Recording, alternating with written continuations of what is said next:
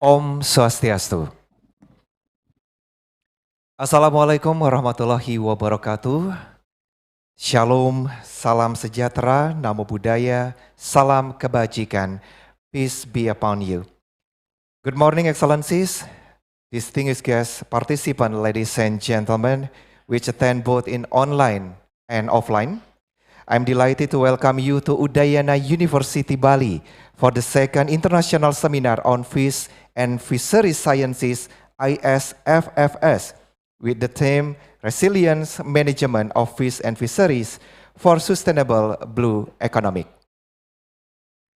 Excellencies, distinguished guests, participants, ladies and gentlemen, on behalf of the committee, we are all very grateful to be blessed with health and the opportunity that we can gather here to join the second international seminar on fish and fisheries sciences. And now I would like to greet and welcome His Excellency, Head of Marine and Fisheries Agency of Bali Province, Bapak Insinyur Putu Sumardiana MP.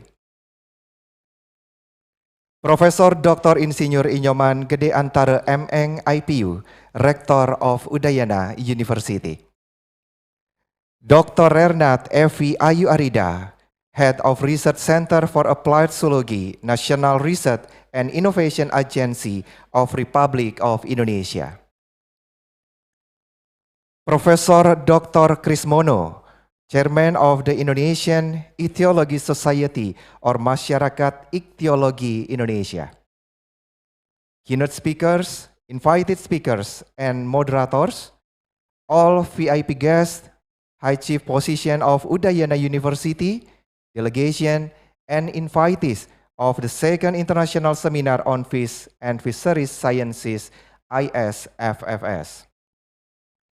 Well, Excellencies, distinguished guests, participants, ladies and gentlemen, this seminar is hosted by the Indonesian Ichthyology Society, Faculty of Marine and Fisheries Udayana University, Postgraduate Program of Udayana University, National Research and Innovation Agency of Republic of Indonesia, Biodiversitas Indonesia, and the Jakarta Technical University of Fisheries. This seminar is intended to provide a platform for academics, researchers, practitioners, and governments as well from around the world to identify and explore the issues, opportunity, and solutions that promote the long-term sustainability of fish resources and fisheries, especially in tropical area. And today's agenda will be divided into 4 sessions, which are opening session, keynote speech, parallel session, and panel session with a moderator to elaborate the topic. Excellency, distinguished guests, participants, ladies and gentlemen, as our welcome gesture to you, we would like to present a Balinese dance performed by Udayana University student. The dance called Sekar Jagat Dance. Derived from the word sekar means fragrant flowers and jagat means the world. Performed by 3 beautiful girls carrying a bowl full of flowers and ornate. The happiness in welcoming the guests is presented through the graceful movement of the dancers combined with luxurious headdress or gelungan, flowers, and also the colorful costume. Well, ladies and gentlemen, please welcome Sekar Jagat Dance.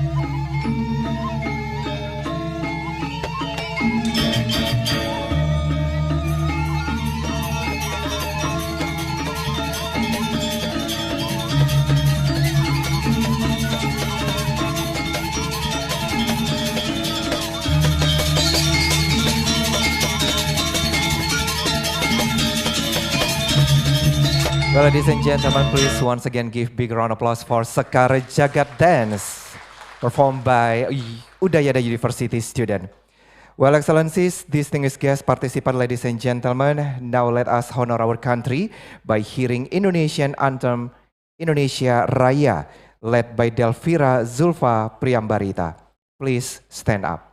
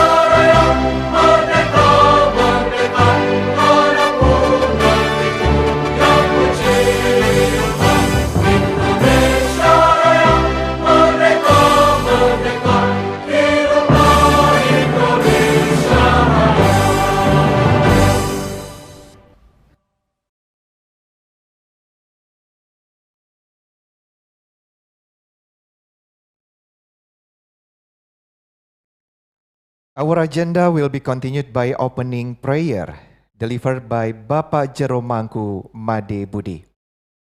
Please bow your heads as we begin the opening prayer.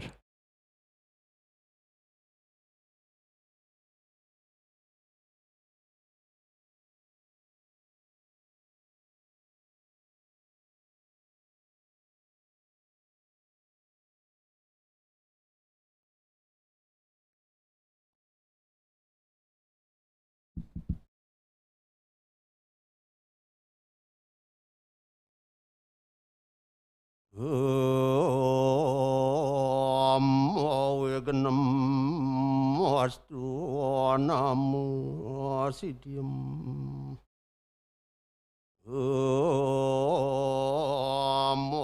aditya siaparam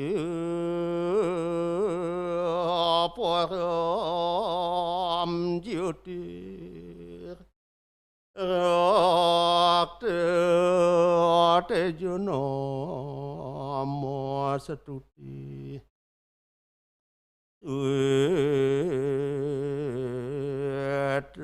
apong kaja madiasti maskaraya namo namo rang ringsa paramo siwaditya ya namo namo. Om yang widi Tuhan Maha Mengetahui. Di bawah pancaran sinar suci Tuhan yang cemerlang, kami mengaturkan puja dan puji syukur yang setulus-tulusnya, serta berdoa kehadapan Tuhan sebagai Sang Yang Siwa Radik.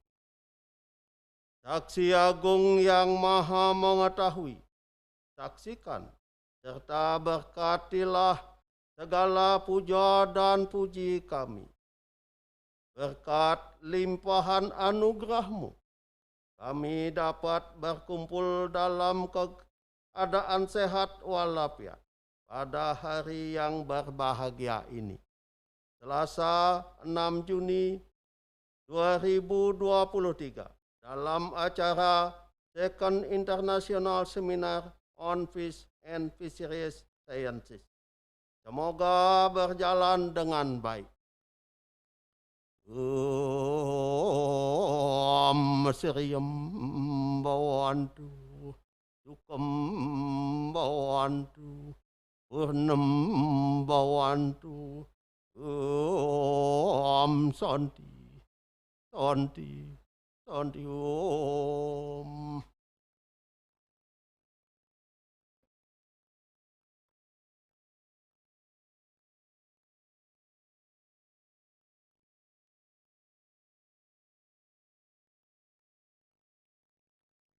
Thank you very much, ladies and gentlemen. You may now take your seat.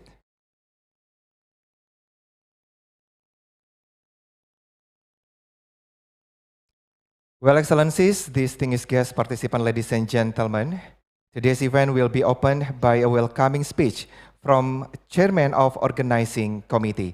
I would like to invite Ibu Dr. Nyoman Dati Pertami to deliver her speech. Ibu Dati Pertami, the stage is yours.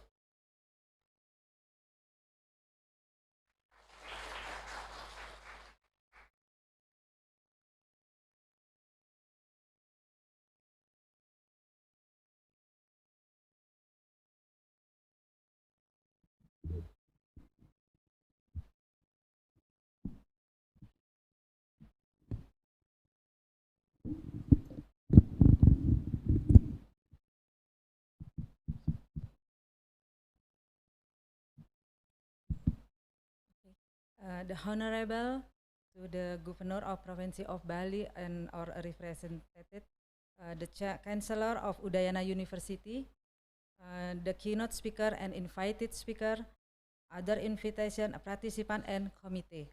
Good morning. It is an honor and privilege to welcome to you the second International Seminar Fish and Fisheries Science 2023.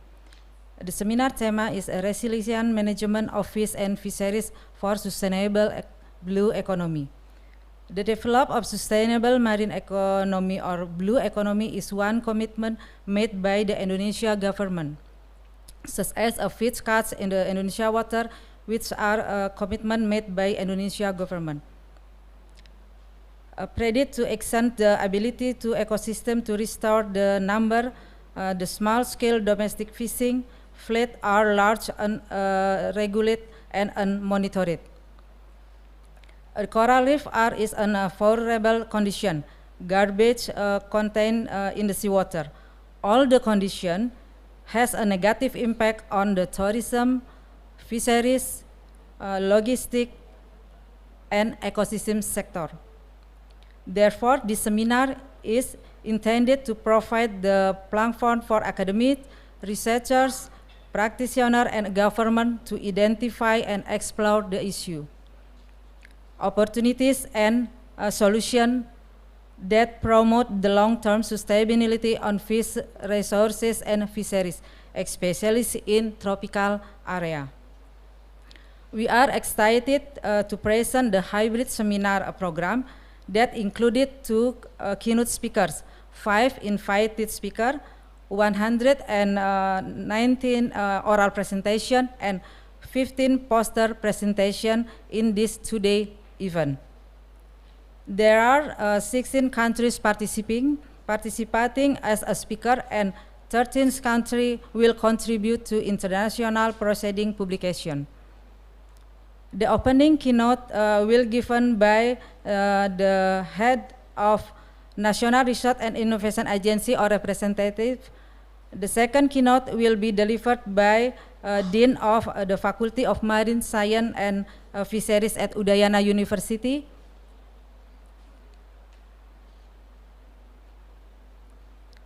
With so many quality speakers available to us this years, we have choose some of the top names in the field as to join the second ESFF 2023.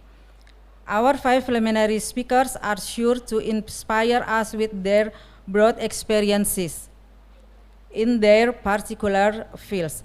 The first preliminary will be given by Prof. Harry Palm, one of the best-known scholars in fish parasite, evolutionary biology, parasitology, and systematic taxonomy.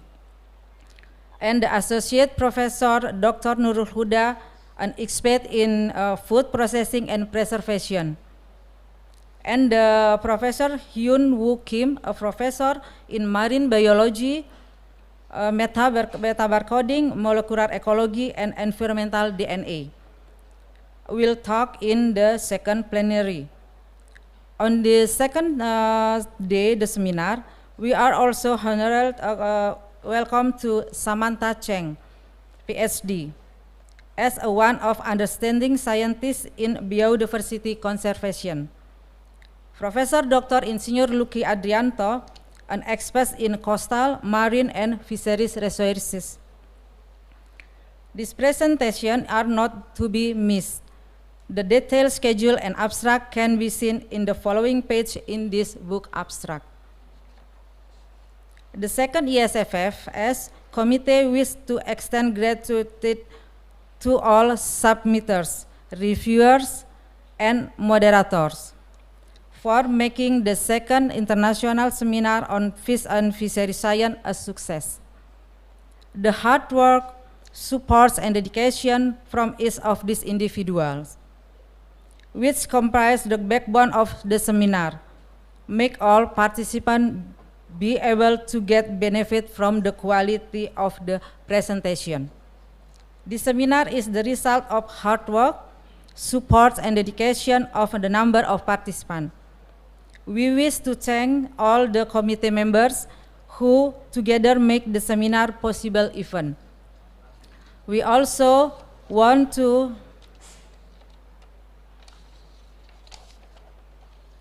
thank the Indonesia Ichthyological Society, Faculty of Marine Science and Fisheries, Udayana University, Postgraduate Program of Udayana University, Research Center for Fisheries, Research Center for Conservation of Marine and Inland Water Resources, Universitas Indonesia Bionesia, and the Jakarta Technical University of Fisheries for a good collaboration.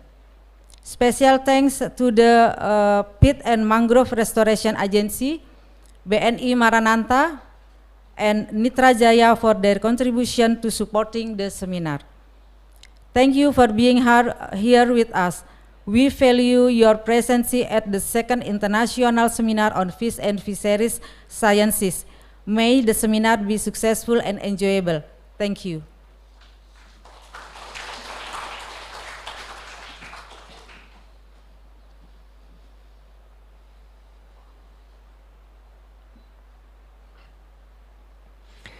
Well, thank you very much, Ibu Dati Pertami, for the welcoming speech. Excellencies, distinguished guests, ladies and gentlemen, next agenda is a welcoming remarks from Chairman of the Indonesian Ichthyology Society. I would like to invite Professor Dr. Krismono to deliver his speech. Professor Krismono, the stage is yours.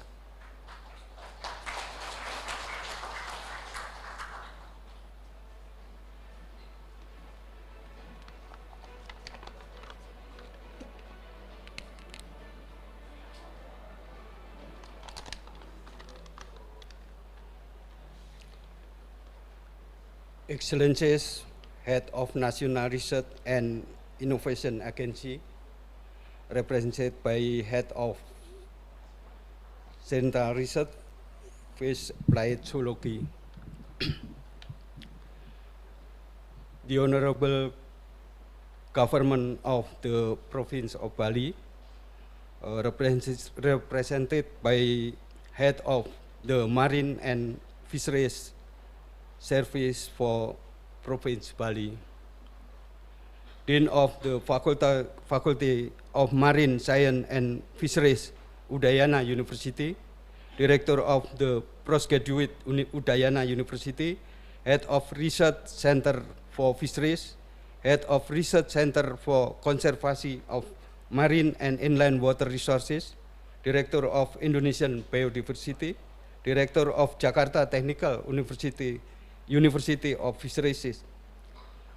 The invite speaker, Professor Harry Palm from Rostock University, German, Samantha Chen from WWV USA, Professor Young Woo Kim from Pukyong National University, South Korea, Associate Professor Nurul Huda from University Malaysia, Sabah, Professor Dr. Lucky Adrianto from IPB University.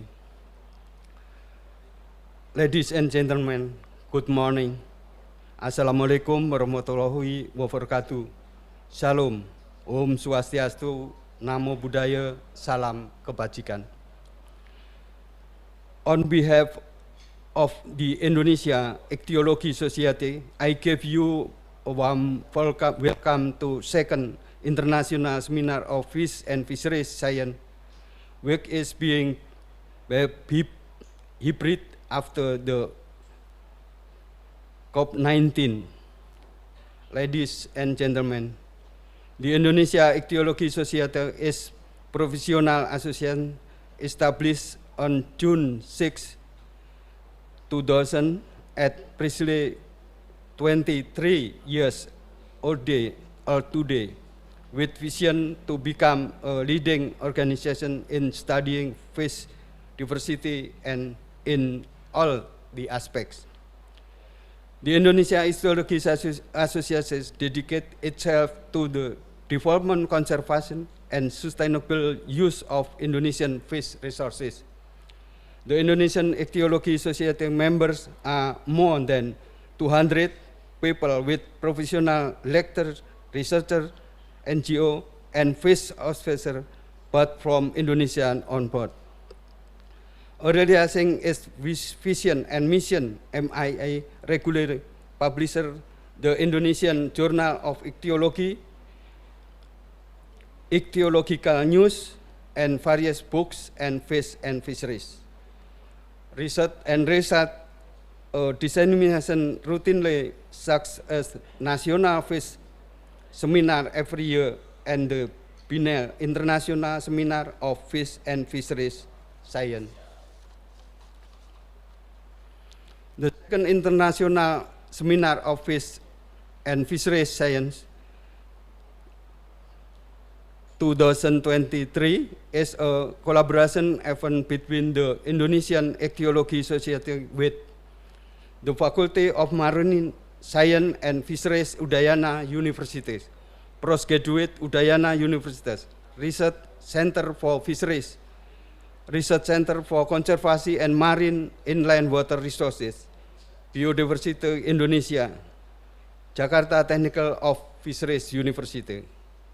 Therefore, I would like to take this opportunity to deliver my gratitude the Dean of Faculty of Marine Science and Fisheries Udayana University, the Director of Postgraduate Udayana University, the Head of the Research Center of Fishery, the Head of the Research Center for Conservation of Marine Inland Water Resource, Director of Indonesian Biodiversity, Director of Jakarta Technical University.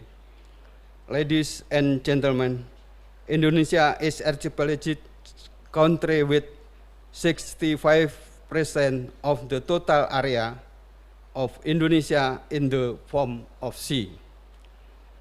In the framework of economic recovery and transformation after the COP19, Indonesia needs to have a new approach and look for new resources of economic growth. They are more inclusive and sustainable. Indonesia has enormous and abundant potential in fisheries and marine sector, but this needs to be reflected in the socio-economic condition of coastal community. Many fishermen live below the poverty line with constant environmental conditions, with limited knowledge and added economy pressure to meet daily needs, the ecology aspect must be addressed. The fishermen's use of fishing facility and infrastructure, such as bombs, potas, and trawlers, tends to damage biodiversity and marine biota. The blue economy is one answer with economic potential and the needs be optimized. The blue economy is an activity that focus on ecosystem aspect, such as have the waste output from fishing activity must be in condition that does not directly indirectly pollute the soil and public waters, with this affect habitat and ecosystem life. Therefore, there is a need science and technology in the waste problem. If this realized, the blue economy integrated with the fisheries industrialization program will be even more successfully and advance the fisheries sector in Indonesia. The blue economy is also a program that makes policy in hunting fish more optimized.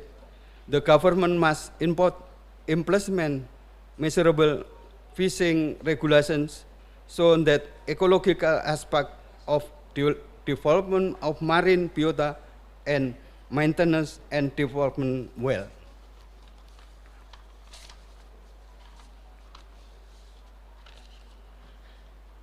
The practical implementation of the blue economy is expected to be able to anticipate dangerous activities in the chapter fisheries sector, such as overfishing. These activities are dangerous, effective, destroy marine ecosystem in Indonesian waters. Therefore, it is meaningful to implement measurable fishing.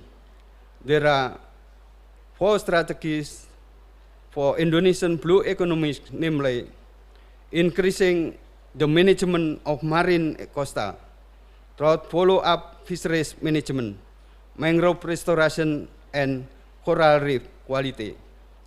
Mobilization of increased incentive and investment relative to improving essential service and infrastructure and management coastal environmental impact, so that quality and service of coastal community can increase. Due to fact of expectation above, the seminars them is relationships management of fish and fisheries for a sustainable blue economy. Ladies and gentlemen, we are in the right place and time to participate in this seminar. Together, let's accelerate the exchange of ideas and scaling up of good participants. I am especially pleased that the discussion and activities here will inform to policy on the sustainable development of fish resources, chapter fisheries and aquaculture biodiversity and conservation. I am confident you will find new ideas, fresh energy, and novel participate to sustainable EU effort to support the SDGs and recovery from COVID-19 toward fisheries, science, technology, and innovation. I wish you all very successful seminar. Thank you. Assalamualaikum warahmatullahi wabarakatuh. Salam, Om Swastiastu, Namo Buddhaya, salam kebajikan.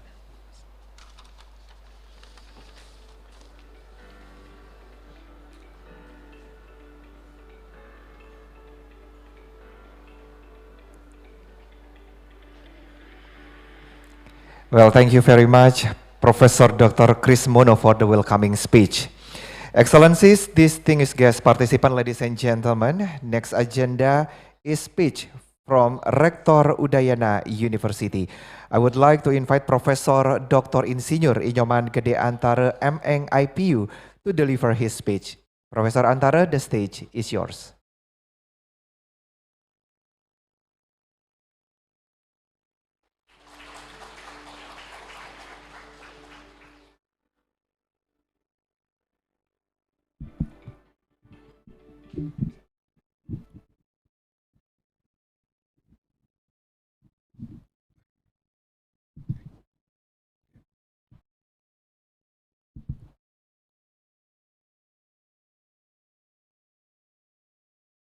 The Honorable Head of National Research and Innovation Agency, which is represented by Mrs. Dr. Rernet Epi Ayu. The Honorable Governor of Bali, which is represented by Head of Maritime Affairs and Fisheries Office of Bali, Insinyur Putu Sumardiana MP. The Honorable Chairman of the Indonesian Ichthyological Society, MEI, Mr. Professor Dr. Krismono, MS. The Honorable Chairperson of the 2023 ISFFS Committee. The Honorable Dean of the Faculty of Marine Science and Fisheries of Udayana University. The Honorable Director of Postgraduate Udayana University, the Honorable Head of Research Center for Fishery, BRIN, the Honorable Head of Research Center for Conservation of Maritime and Inland Water Resources, BRIN, the Honorable Director of Biodiversitas Indonesia, or Bionesia, the Honorable Director of Jakarta Technical University of Fisheries, GTUF, Ministry of Marine Affairs and Fisheries. Om Swastiastu. Assalamualaikum warahmatullahi wabarakatuh. Nama budaya, selamat pagi, salam sejahtera untuk kita semua. Good morning to all of you. First, let us thank God Almighty, Ida Sang Yang Widiwasa, Tuhan Yang Maha Esa, that we are in good health and able to hold the second international seminar on fish and fisheries sciences. The Honorable distinguished guests, on behalf of Udayana University, I would like to welcome you all to this second international seminar in Bali. I am so proud and thankful that this event is being held in Udayana University. Distinguished guests, ladies and gentlemen, the sea is an identity and the key to Indonesia's prosperity. And this is supported by the potential that Indonesia has covered more than 17,500 islands, 108,000 kilometers of coastline, and the 3/4 of its territory is sea. Indonesia ranks second after China as the country with the largest fishery sector in the world. The fisheries sector in Indonesia provide 7 million jobs and contributed 27 billion US dollar to the gross domestic product, or GNP. The government's effort to increase Indonesia's marine productivity and maintain the health and balance of its ecosystem are still facing various challenges, and threat to utilization in the fisheries and maritime sector, such as fish caught in Indonesia, weather which are predicted to exceed the ability of the ecosystem to restore their numbers. So there are indications there are overfishing, small-scale domestic fishing fleet are largely unregistered and unmonitored. Coral reef, about a third, are in unfavorable condition. Garbage contained in waters as a negative input on the tourism, fisheries, logistic, ecosystem sectors. Indonesia will be able to overcome these challenges and gain greater benefit from the maritime and fisheries sector with the right policies and investment. Building a sustainable maritime economy or blue economy is commitment that has been made by the Indonesian government.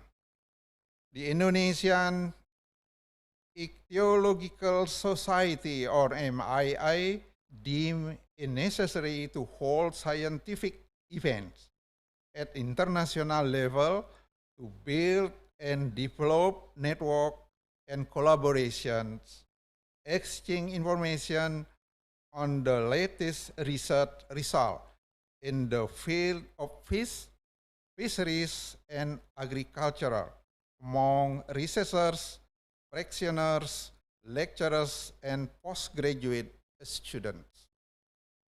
The second international seminar will also open up widely the opportunity for our staff and students to participate, collaborate, and contribute to the development of science and technology in the field of fisheries that can be utilized for community welfare and the research development in accordance with the interests of local, national, and international communities. Distinguished guests, ladies and gentlemen, the expected output of this second international seminar on fish and fisheries sciences, or the second ISFFS, are scientific publication of Indonesian lecturers, researchers, and postgraduate students published in International Proceeding Indexes Scopus or Q3, an accredited national journal. This is in line with the goal of Udayana University to increase the potential of its resources in producing international and national scientific publication. The intellectual property is for the community's benefit and to establish cooperation in various fields to improve the quality of the three dharma of higher education. Finally, I would like to thank the head of National Research and Innovation Agency, Mr. Laksana Trihandoko, and the Governor of Bali, Mr. Wayan Koster, who has participated with economic supported for the implementation of this activity, as well as the chairman of the Indonesian Ichthyological Society, or MII, who initiated the second international seminar on the fish and fisheries sciences. Furthermore, I would like to express my gratitude to other institutions, Faculty of Marine Science and Fisheries, Universitas Udayana, Postgraduate Program Udayana University, Research Center for Fishery, BRIN, Research Center for Conservation of Marine and Inland Water Resources, BRIN, Indonesian Biodiversity Jakarta Technical University of Fisheries, Ministry of Marine Affairs and Fisheries. Once again, I congratulate you on the implementation of the second international seminar on the fish and fisheries sciences, or the second ISFFS. May God bless us all. Thank you very much. Om Santi Santi Santi Om. Wassalamualaikum warahmatullahi wabarakatuh. Thank you very much.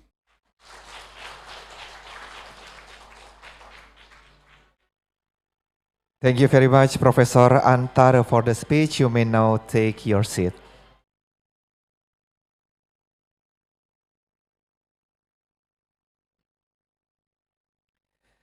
Excellencies, distinguished guest participants, ladies and gentlemen, let us now listen to an opening remark from His Excellency, Head of Marine and Fisheries Agency of Bali Province, His Excellency Bapak Insinyur Putu Sumardiana MP.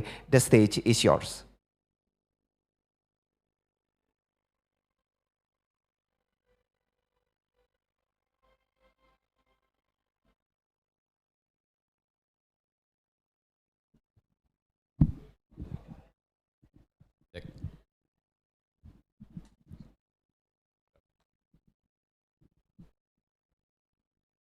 Baik, terima kasih. Jadi seyogianya Pak Gubernur hadir pada acara ini. Kebetulan beliau ada tugas luar, jadi saya yang mewakili.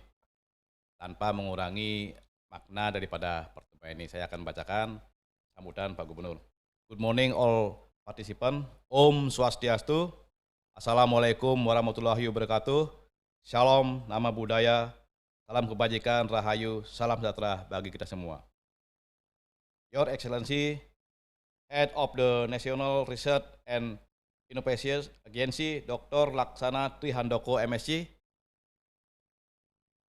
Chancellor of Udayana University, Professor Dr. Insinyur Nyoman Gedung, MFU, Dean of the Faculty of Marine Science and Fisheries, Udayana University, Professor Dr. Insinyur Iwayan Warse, MSc, Indonesian Ichthyological Sciences, distinguished speaker and expert, ladies and gentlemen.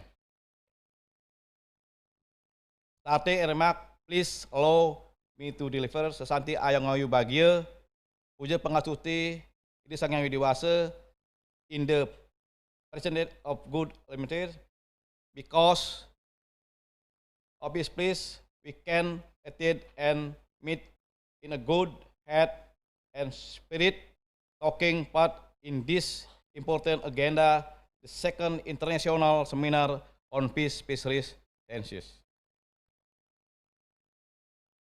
Dearly and welcome you all to Bali, Indonesia, and to thank you for all the effort you have dedicated the advanced marine and fisheries sector.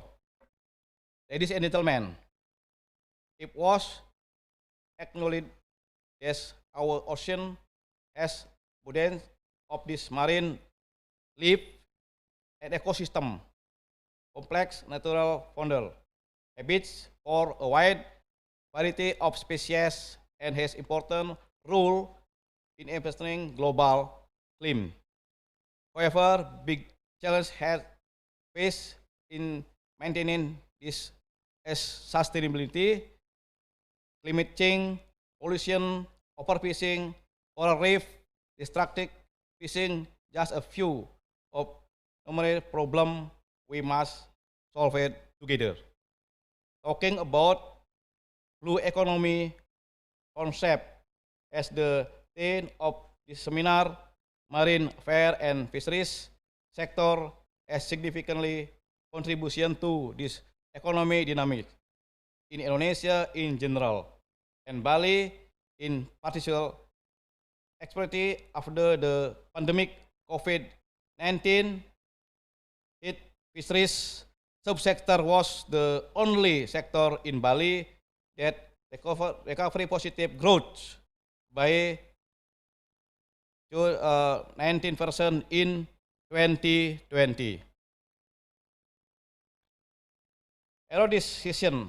Indonesia as the largest archipelagic country in the world, which has an ocean area, a two-thirds of the land area. In Indonesia, the match is marine research and the economic transformation and diversification. In order to say the economic structure to marine economy, or what we call a sustainability blue economy.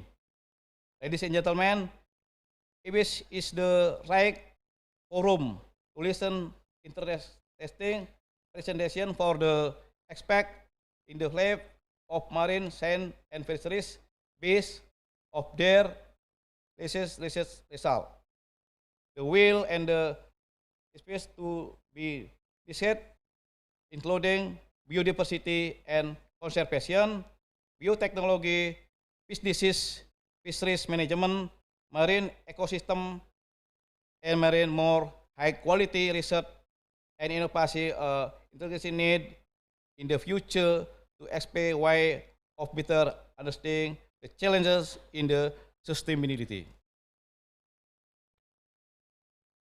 Ladies and gentlemen, this is your forum for driving the change, include if valid by the depth, knowledge, expertise, and commitment of the participant.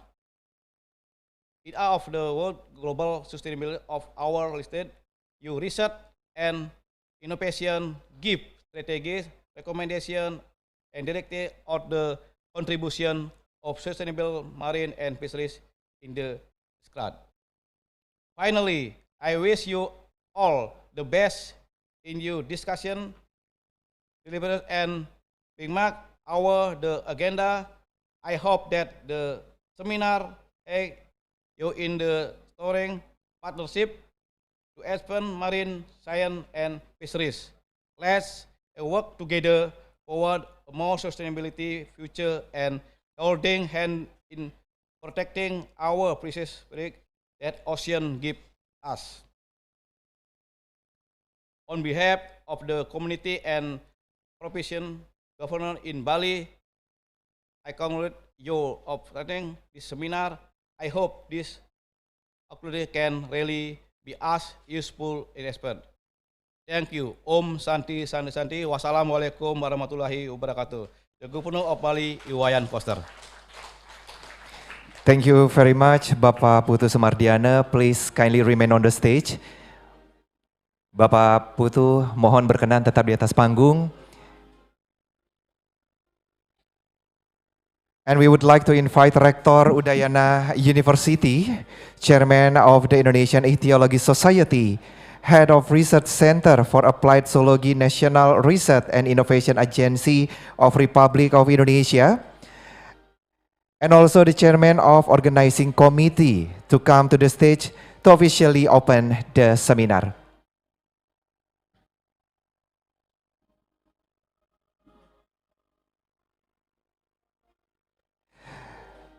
Well, Excellency Bapak Putu Sumardiana, please strike the Balinese gong as the symbol of the seminar officially open.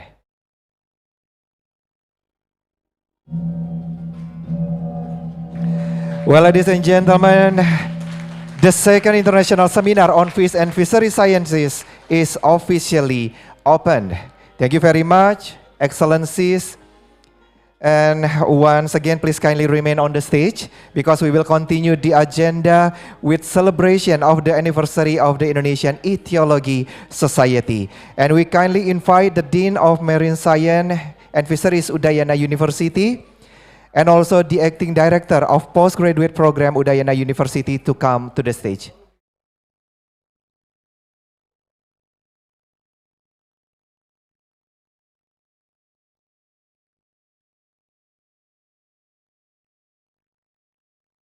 Well, Excellencies, distinguished guest participants, ladies and gentlemen, today is a very special day because today is the 23rd anniversary of the Indonesian Ethology Society.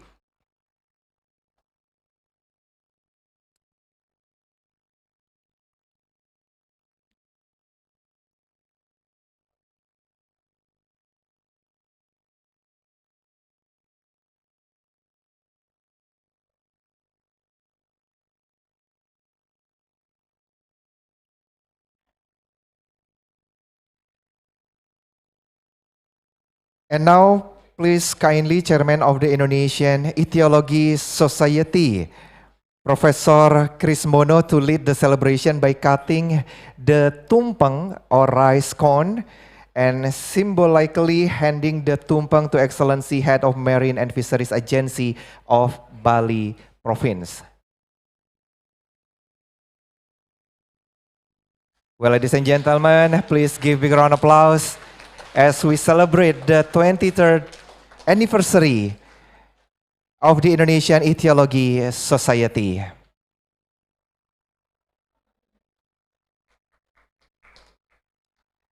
Well, thank you very much, Excellencies, and you are welcome to take a position for photo session.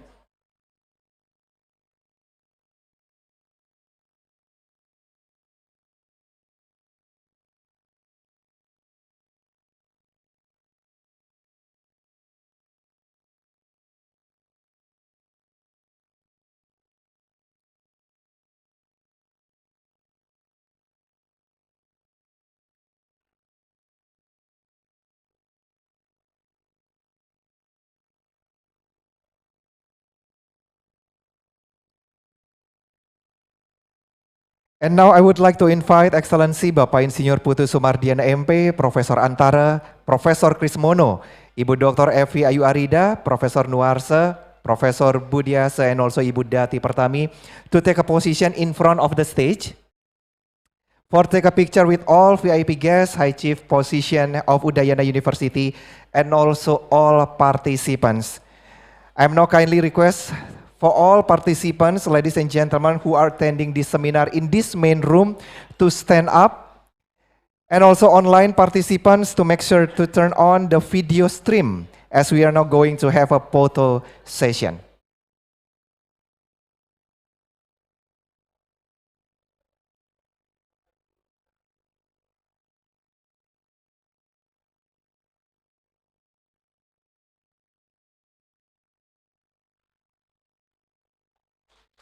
Thank you very much, Excellency. Distinguished guest participant, ladies and gentlemen, you may now take your seat.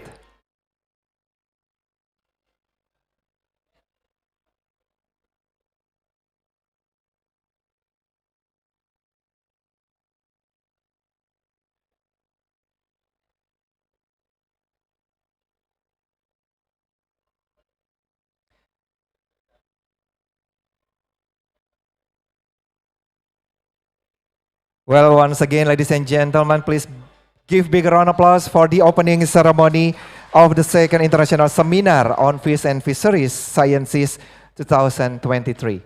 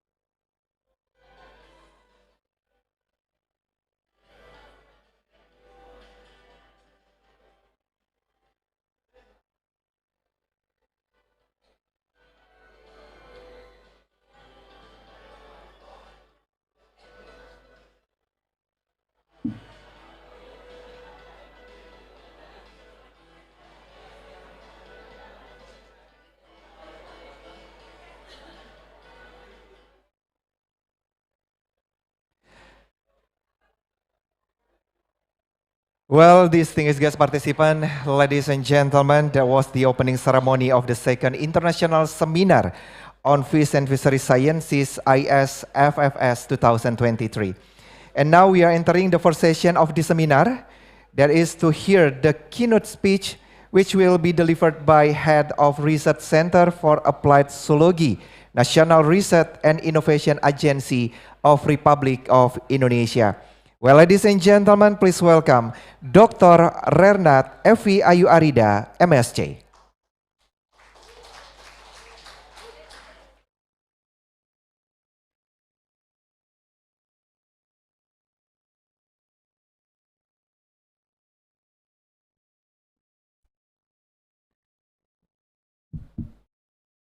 Ada foto saya di sana ya. Good morning, Om Swastiastu, Assalamualaikum warahmatullahi. Dear participants, I'm not going to give a speech, and actually I'm very surprised that today is the international seminar, so I forget to switch language sometimes.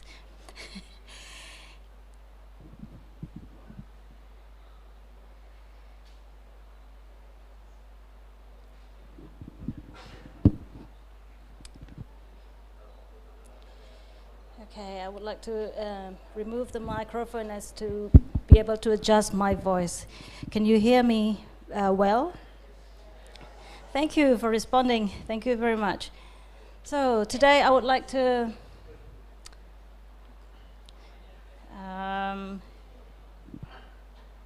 all right, so I have a PowerPoint presentations that I would like to, thank you very much. All right.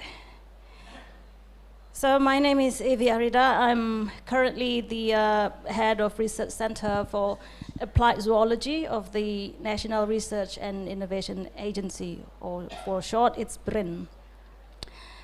The talk that I'm giving today is about conservation biology and sustainable fisheries. So we probably dream, all of us Indonesians and ichthyologists, that we aim for an integrated framework for managing fish diversity. Just to give you a background of my research career, I'm a herpetologist. I study reptiles and amphibians before I joined the administration at BRIN.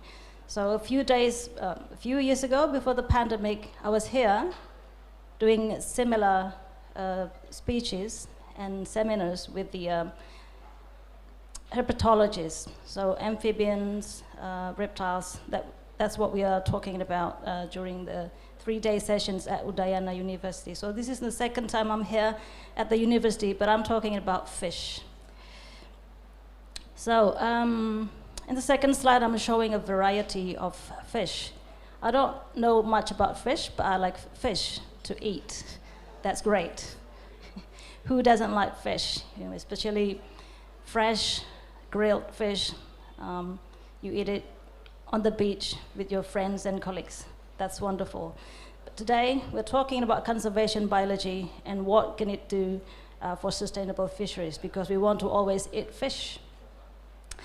So there's a high number of animal species in Indonesia, as we know, and these are valuable resources to continue Indonesia's economic development.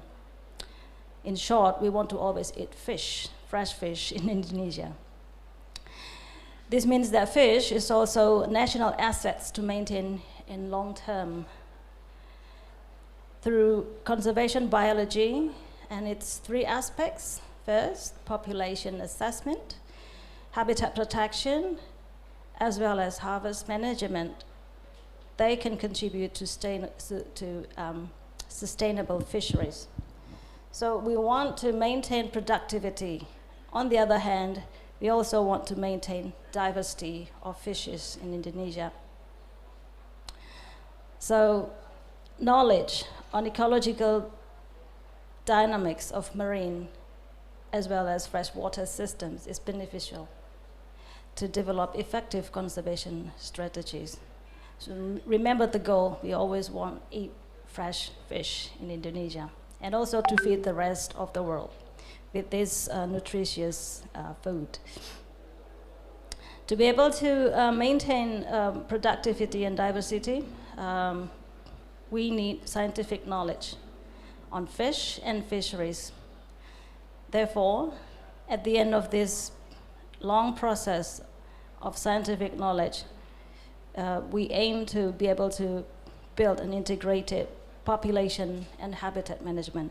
Not only the population that we manage, but also the fish habitat to maintain its sustainability.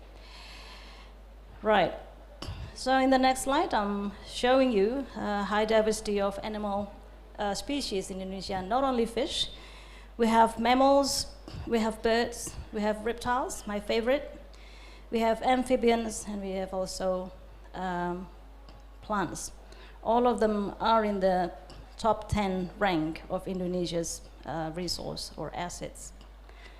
We know that Indonesia has the second highest diversity of fish. This is because, for sure, Indonesia has one of the largest coastline, 4 times larger than its land area. So when people come to Indonesia or people hear about Indonesia, they imagine we eat fish and we swim on the ocean. But these two things are probably not what we do in a daily basis. The question is why? Why don't we eat fish or run fish from the rivers, from the wetlands, from the ocean? And not so much of us are sea swimmers. These are two things that we need to consider. Why don't we love our ocean, our inland habitats, as we live in this vast archipelagic country?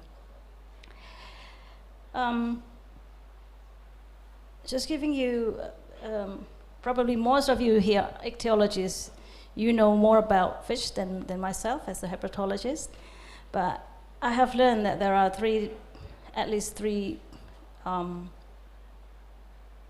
groups of fish, not taxonomically, but in terms of what we have in Indonesia as a country. Some of our fish here are native fish. For example, the arwana, the belida, the tor, the baung. They are native fish of Indonesia. But we also have here guests, we call them guests probably. They are introduced from different continents, such as the Nile perch and other species.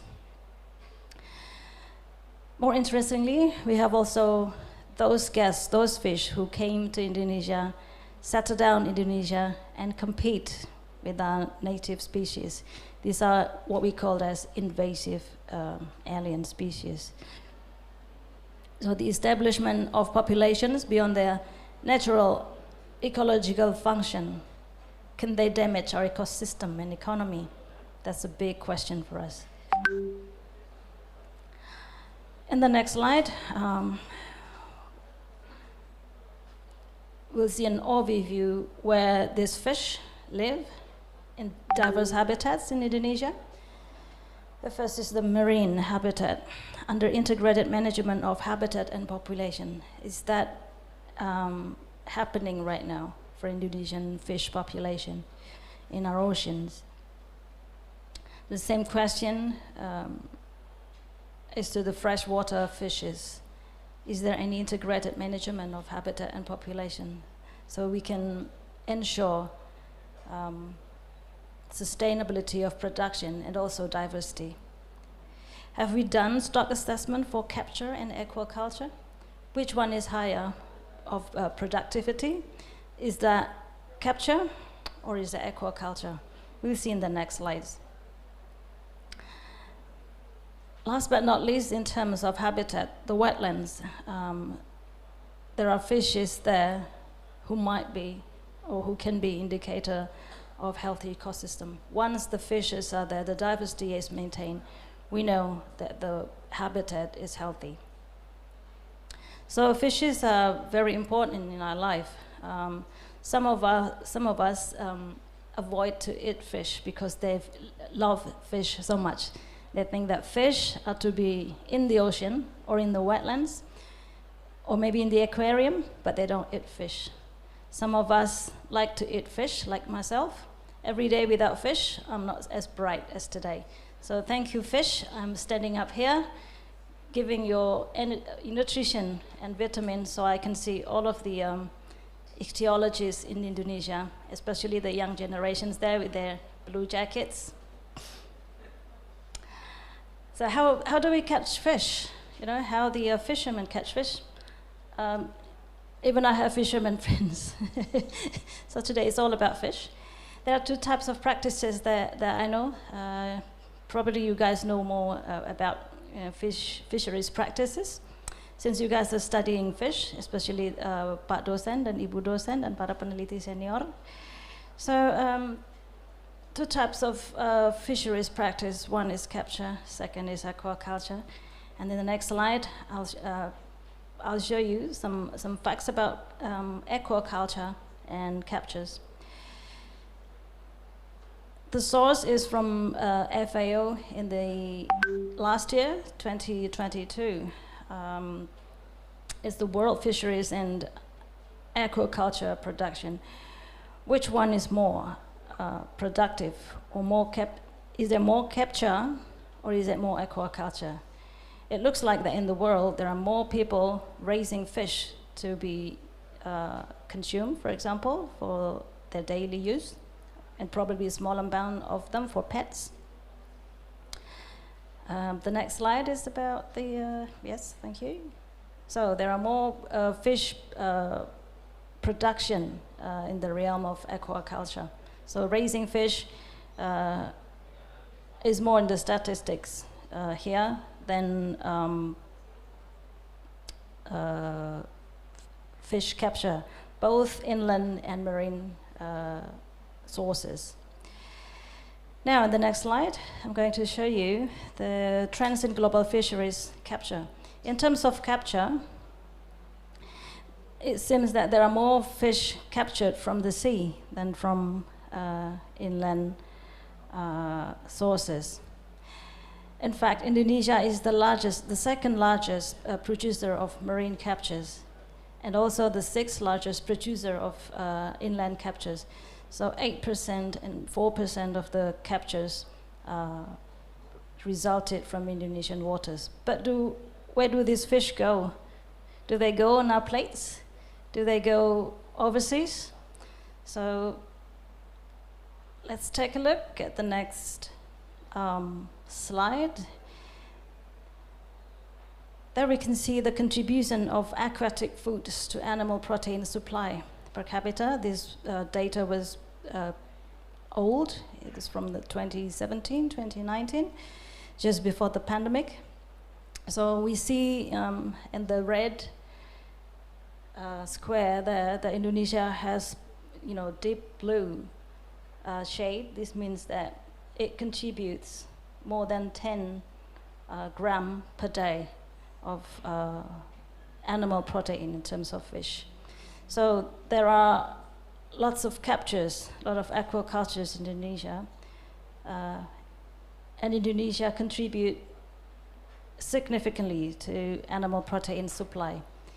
But the question is, this contribution is for the world. How about for the national nutrition? Do we have enough fish to eat? Do we have enough benefits from fish that we produce in Indonesia? That's one thing probably to consider, that so much of our production is for the world, but we may forget our children, our young children, our young generations, to be able to maintain their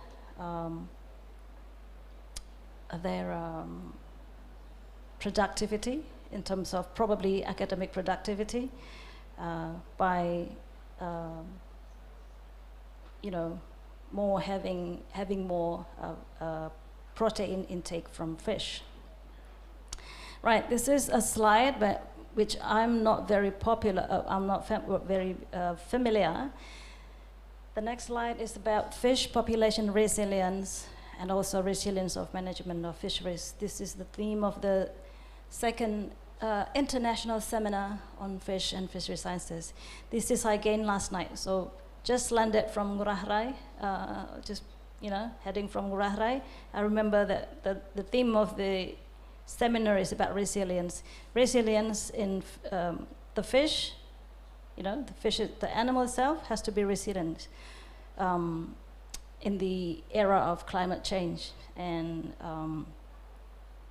disturbance. As well as the management of fisheries, it has to be resilient. And all of us as people, especially us at BRIN, BRIN is only about 2 years now, so we have a new institution. So much of the bureaucracy, so much of the administration is not quite yet settled. So resilience is probably has to be implanted in our brain, in our heart, every day in our life. So this, we learn probably from the fish, you know. Despite of disturbance, despite of exposure to uncertainties, we need to be resilient. What does it mean to be resilient? We see that the orange line there showing a resilient fish, and the blue line there showing less resilient fish. Which one is to choose in terms of uncertainties and disturbance? So for myself, I would like to be able to be resilient as the orange fish, meaning that growth is stable. Whatever circumstances around you, whatever disturbances and uncertainties, you keep growing steadily and stable. So learn from the fish. This is an idea from the paper by Cuilleret in 2022. They suggest ecological and economic resilience through 3 R's of resilience. This is their logo, their motto: resistance, recovery, and robustness. Resistance here means, you know, ability to overcome shocks and uncertainties. Recovery means how much time do we need to be able to bounce back to viable, safe states, you know, to be able to maintain stability. And last is robustness or reliability, the probability that we can survive, you know, that fish can survive, that fisheries can survive in terms of productivity and maintaining diversity. So in the next probably 7-8 slides, I would like to introduce you a little bit about BRIN. Some of you probably know about BRIN. Prof. Krismono knows about BRIN for more than 1 year. But we still need resilience to live in BRIN. So BRIN is among us with the ultimate goal to improve Indonesian researchers' capacity and competence.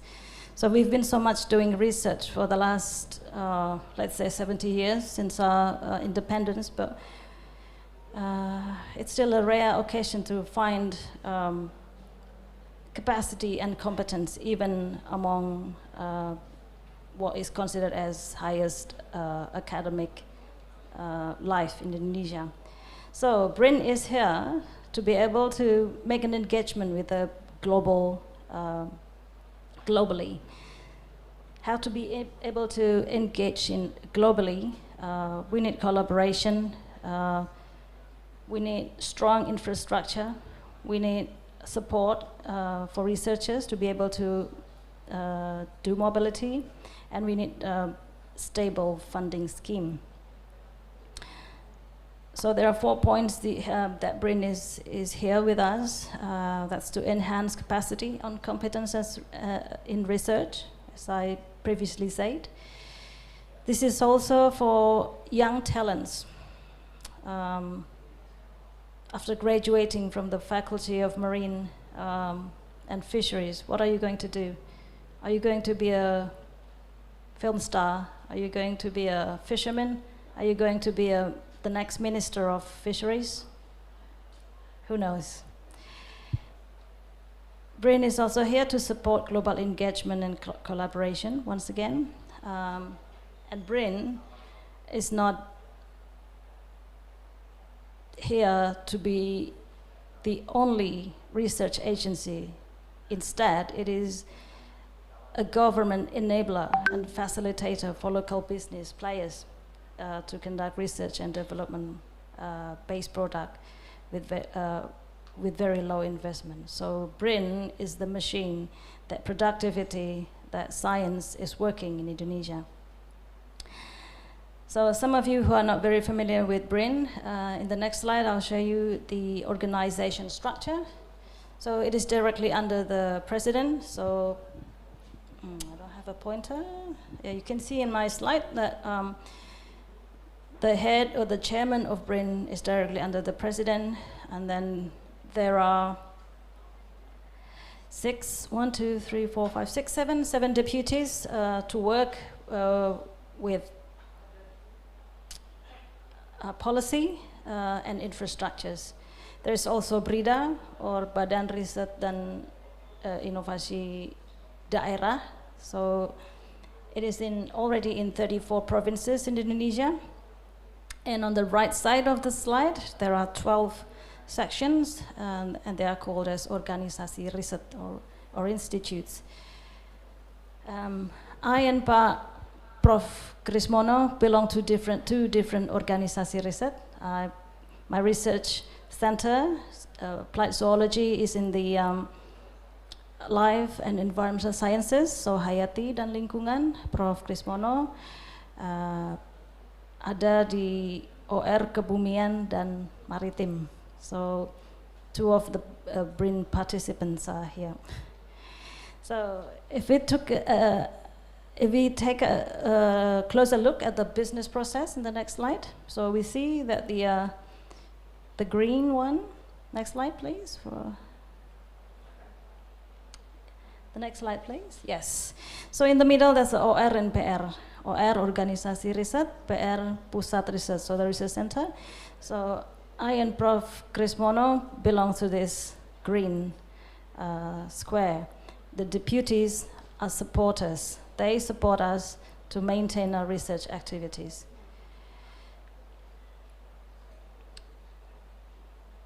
So in the next slide, I'll show you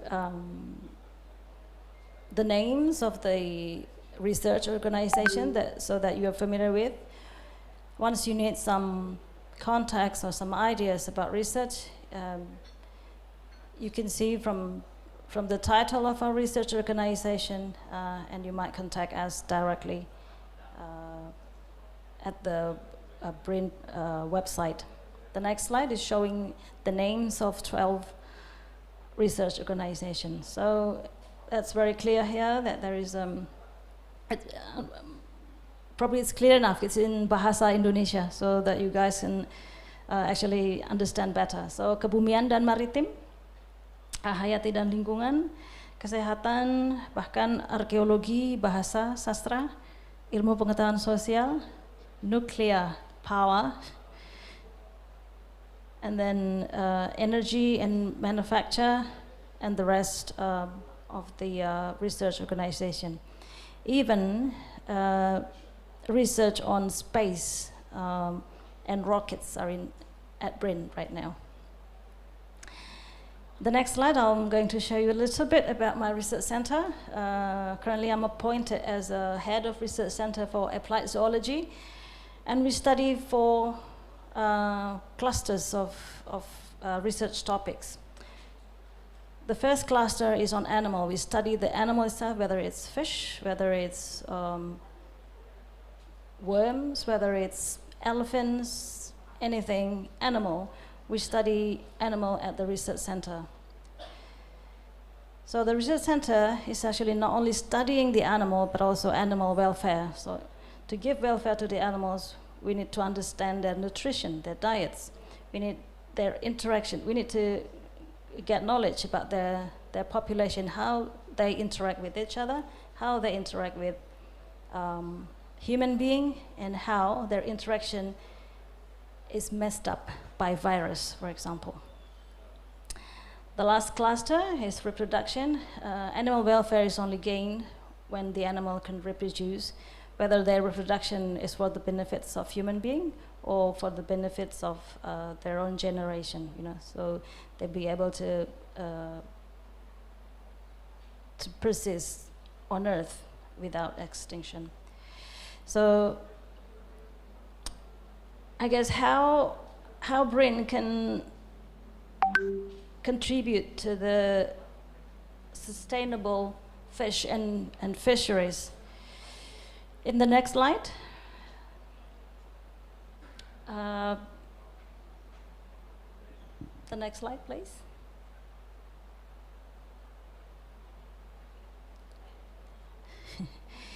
The next slide. I'm showing you the research and innovation ecosystem. So BRIN is about 70% of human resources, 20% of infrastructure, the labs,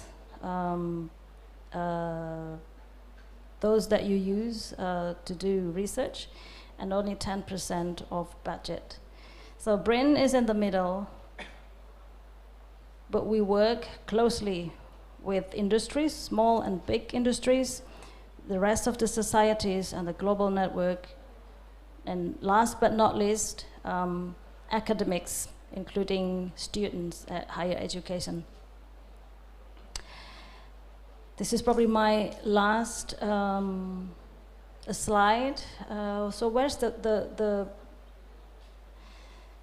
roles that BRIN is taking in terms of blue economy? So given this research and innovation ecosystem, we propose 4 things in using sustainably blue resources, resources from the sea. So first is by improving data collection and monitoring system. How can we know our stock and how can we sustainably use our resource without data collection, without improved data collection and monitoring system? These 2 things are key important roles in the blue economy from BRIN's point of view. That's in the next slide. And then secondly, we need to strengthen capacity of stakeholders planning and management of fisheries, probably those in ministries and those in the field, in the ocean. Capacity of planning and management of fisheries. So that's about stock assessment. And the third is that BRIN provides research and innovation for adaptive management. This is once again, it's about collaboration with many various stakeholders in Indonesia and beyond. Last thing that we propose is we need to engage stakeholders in two-way communication. So apparently there still seems to be a gap between science and practice. The science is there, the practice is somewhere else. So if science and practice do not connect, it's almost impossible to be able to manage sustainably our resources. I guess that's the last slide that I'm presenting today. So hopefully there will be discussion, committee, there will be discussion, and I will be more than happy to be able to answer any questions or to hear some suggestions from all of you. So I thank you with this beautiful scenery in my last slide. I think it's probably taken in South Sulawesi. Thank you very much for your attention. Thank you very much, and I'm really sorry to inform you that there is no discussion time for this session. Once again, thank you very much, Dr. Ernat Evi Ayu Arida, for the keynote speech. Please give big round of applause once again for Dr. Evi Ayu Arida. We would like to ask you to remain on the stage, Dr. Evi.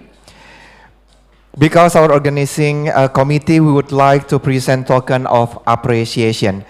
Kindly be invited, Chairman of the Indonesian Ichthyology Society, Professor Chris Mono, the Dean of Marine and Fisheries Udayana University, Professor Nuarsa, and also Chairman of Organizing Committee, Ibu Dr. Nyoman Dati Pertami, to present the tokens to our keynote speaker.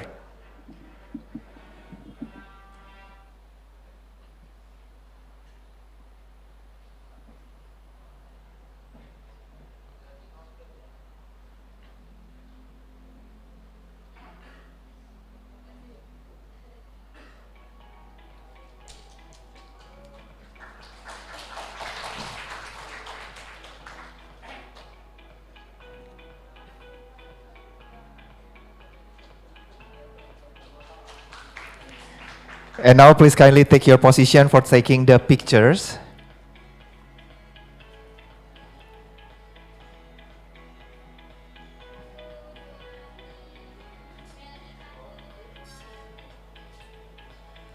Well, thank you very much, Dr. Evi Ayu Arida, Professor Chris Mono, Profesor Nuarsa dan Ibu Dr. Dati Pertami, you may take your seat.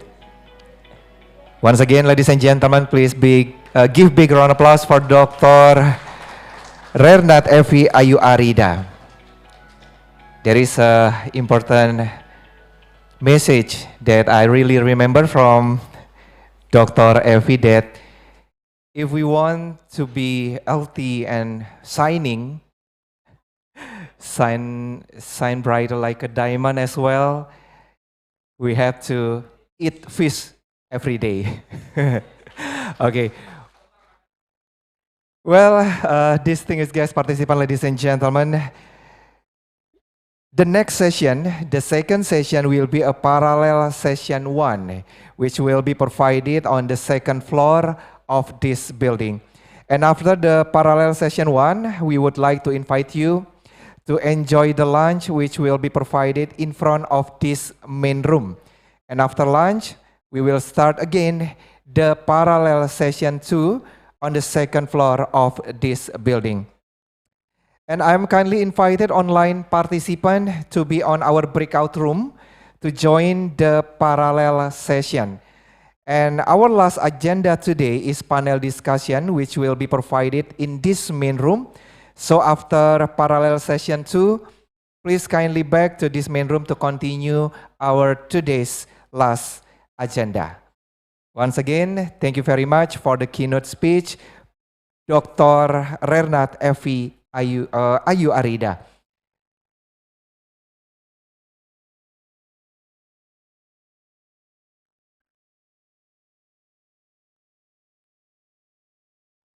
Well, ladies and gentlemen, now we are moving to the parallel session 1. Once again, I'm kindly inform you that the parallel session 1 will be provided on the second floor of this building.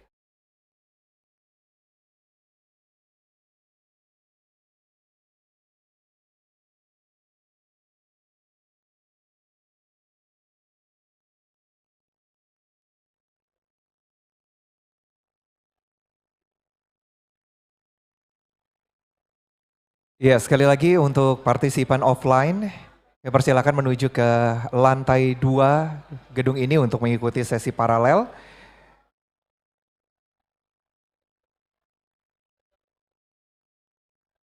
And I'm kindly invite online participants to be on our breakout room to join the parallel session.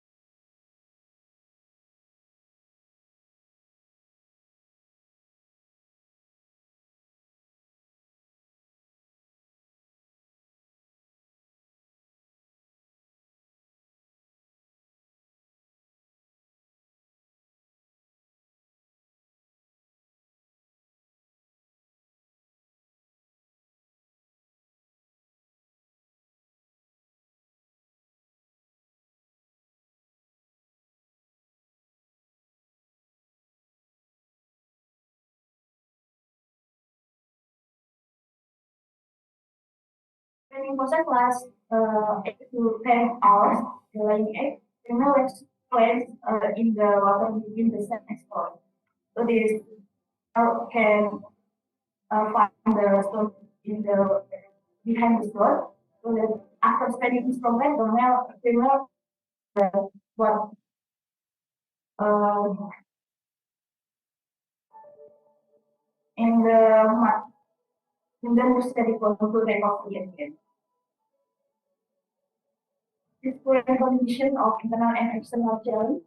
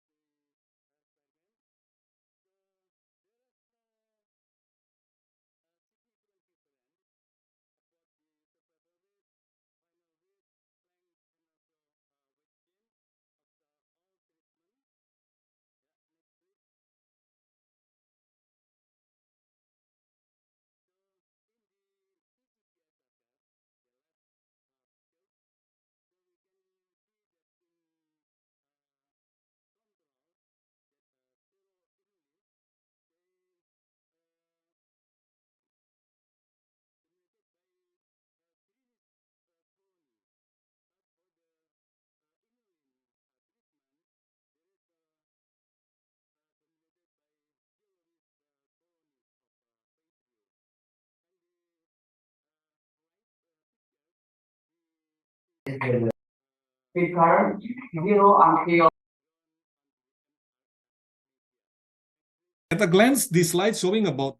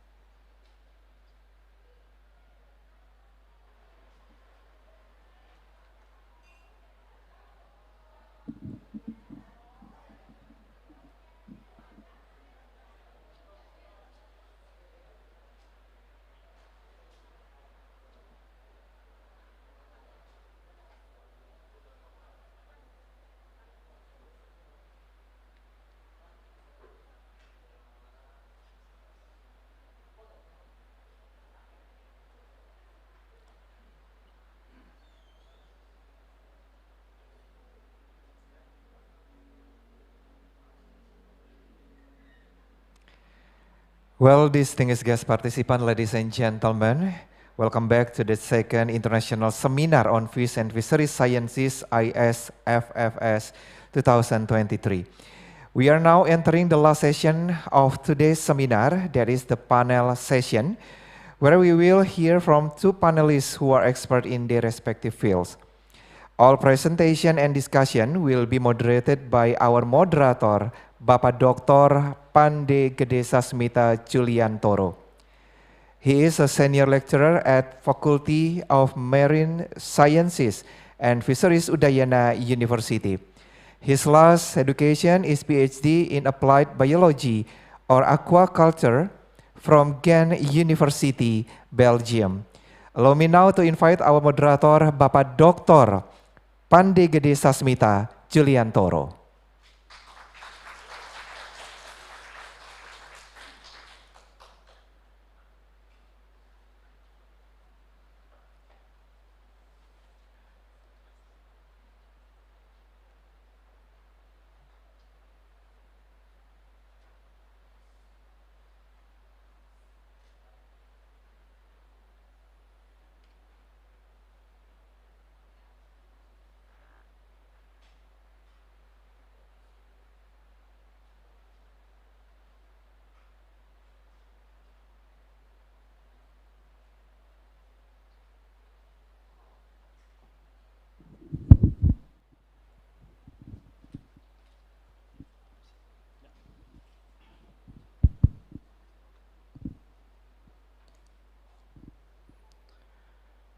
Thank you, Master of Ceremony, for the opportunity to chair this session.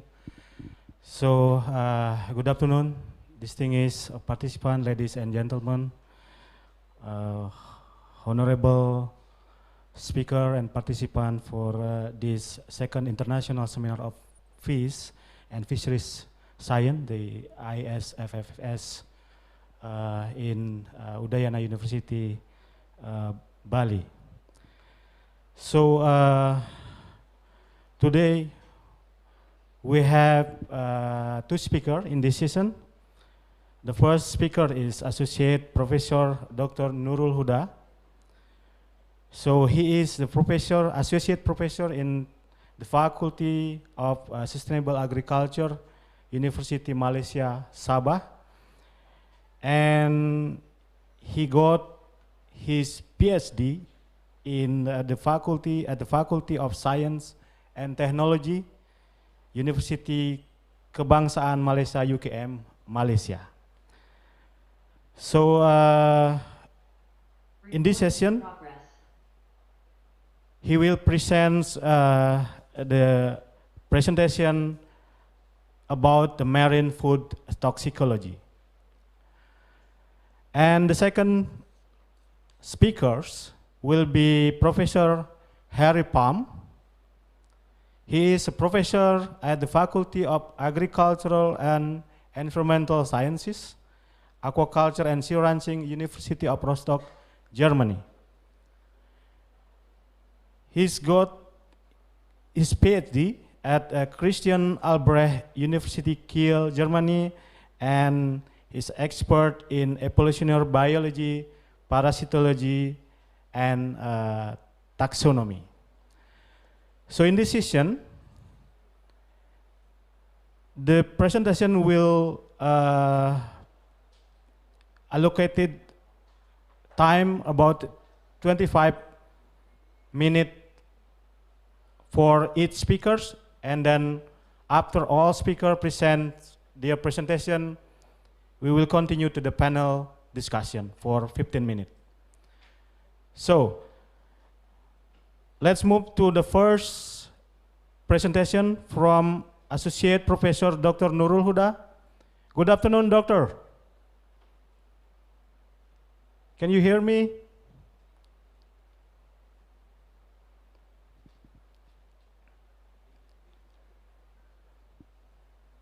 Okay, thank you, Dr. Pandey. So is the mute? Yes. Good afternoon, Dr. Pandey. Yes, please, Doctor. You have 20 minutes for presentation, and then after the second presenter, we will have panel discussion. Please, Your time for Dr. Nurul Huda, please. Okay, thank you, Dr. Pandey, and also thank you to the organizing committee of the Second International Seminar on Fish and Fisheries Science for the opportunity given to share some of my idea related with the marine food toxicology and its contribution to the sustainable blue economy. So let me introduce myself. As mentioned by Dr. Pandey, my name is Dr. Nuruda. Currently, I'm working as a lecturer, associate professor in the Faculty of Sustainable Agriculture, University Malaysia, Sabah. So can I share my slide, Dr. Pandey? Yes, please. Okay, let me share my slide. I hope I can finish the presentation within 25 minutes. Okay, can you see my slide? Yes.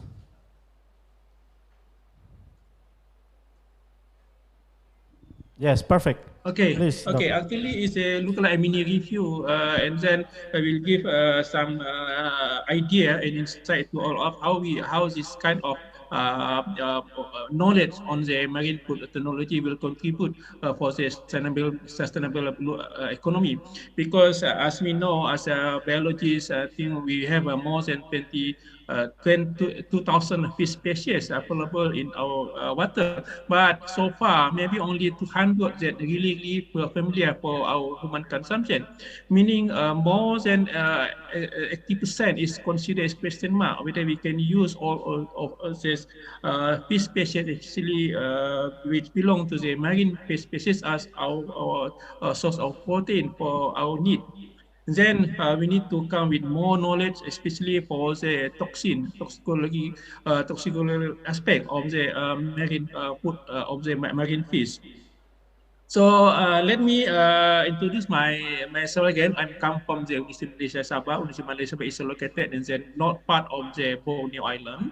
So we can see three campus. So one campus is main campus in Kota Kinabalu. So my campus is belong to the Sandakan campus, a direction to the Philippines, and the center place is main campus, dedicated for only for Faculty of Sustainable Agriculture. So it's very nice campus. So I welcome to the participant, maybe after the presentation, to set up some networking with my faculty for the future research collaboration or any academic collaboration. So maybe because we just limited time, only 20 minutes, if you have any question after my presentation, please feel free to contact me in my email or my WhatsApp. So until I mentioned to my current university faculty is Faculty of Sustainable Agriculture, but actually my field is more on the fish processing, or especially related with the seafood processing. But I just I try to contribute something more wide in the area of the sustainable agriculture. So actually, the contribution of the aquaculture and fishes culture is quite equal in order to provide amount of the fish product for the human consumption. But for the next decade, maybe the contribution of aquaculture is more significant compared to contribution from the wild capture. But all of whether from the aquaculture or from the wild capture is related with a different fish species. As I mentioned previously, actually we knowledge on the fish species only limited around 2,000 fish species available, but mainly our knowledge is only limited for the 200 and maybe 250 fish species that are really familiar for human consumption. Meaning there are more knowledge we need to understand the characteristic of each species, whether it's suitable for human consumption or not. So I just refer to my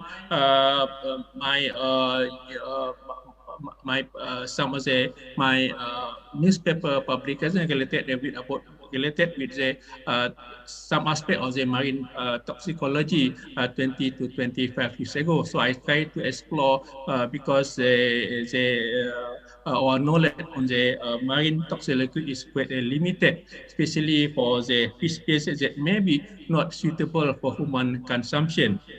that maybe it come to with the term of the information, meaning consider we need to understand different species come with different characteristics, and maybe some species may be not suitable for human consumption, whether because they naturally the toxic is there in the for the natural form, or maybe during the post-harvest they convert some of the compounds that consider is safe for human consumption, but meaning but because of the some of the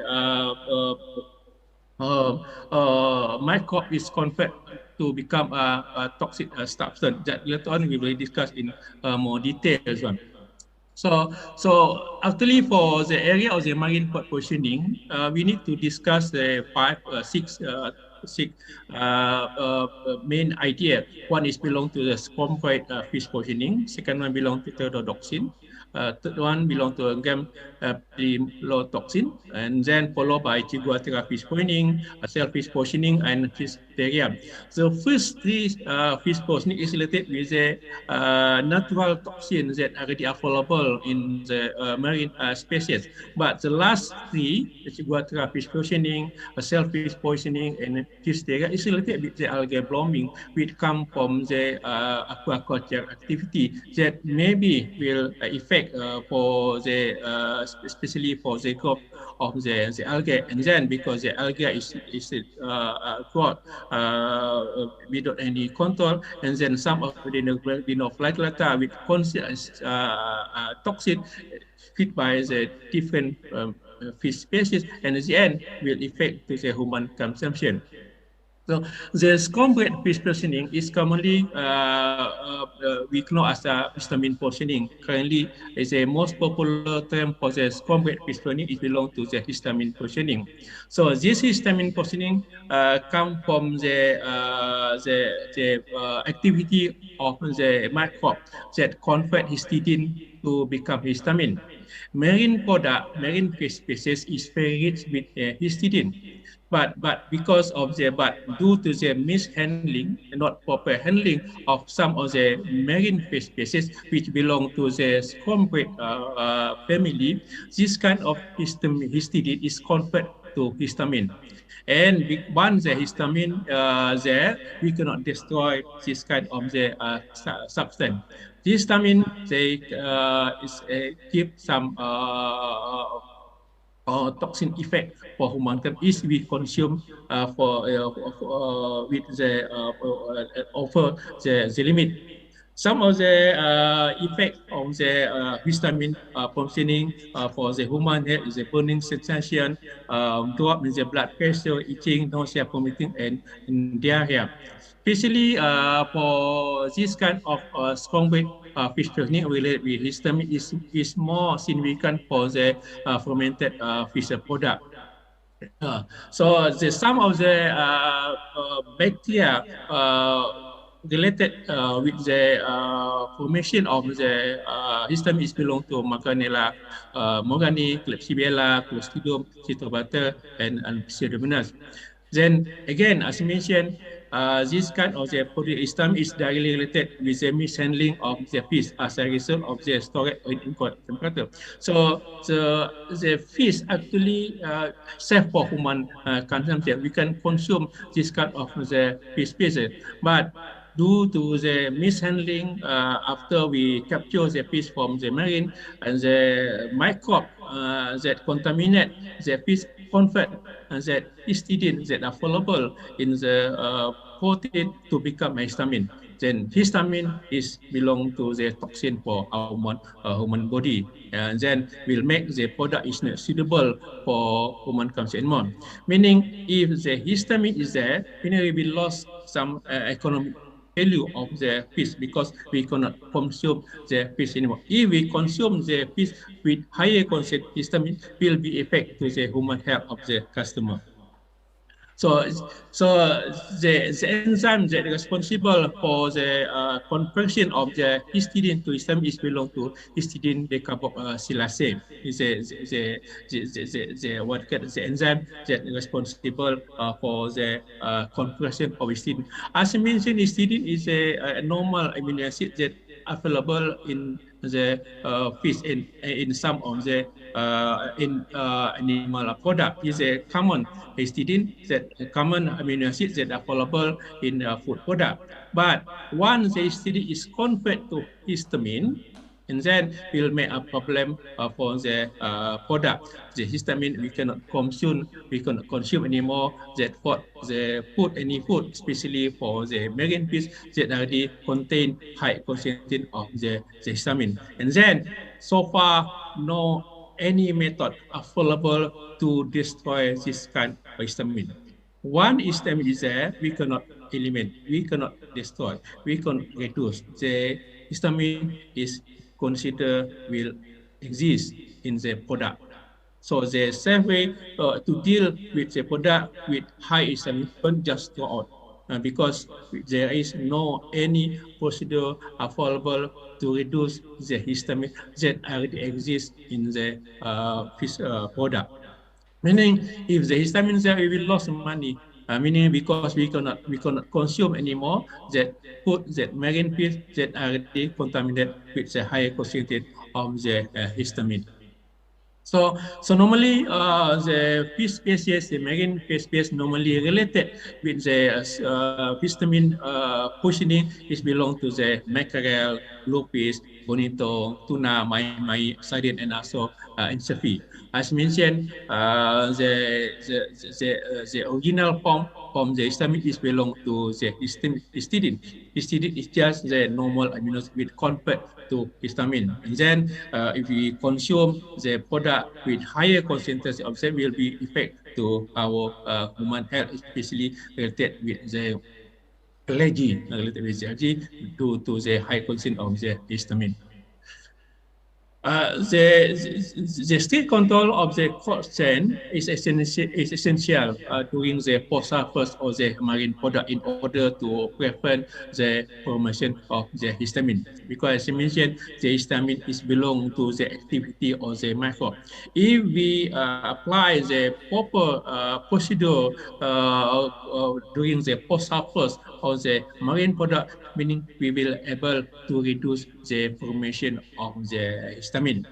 Meaning for the activity related with the fish capture, we need to make sure that during all the process, we will able to provide low temperature during all of the process in order to control, to reduce the formation of the histamine due to the activity of some bacteria related with the conversion of histidine to become histamine.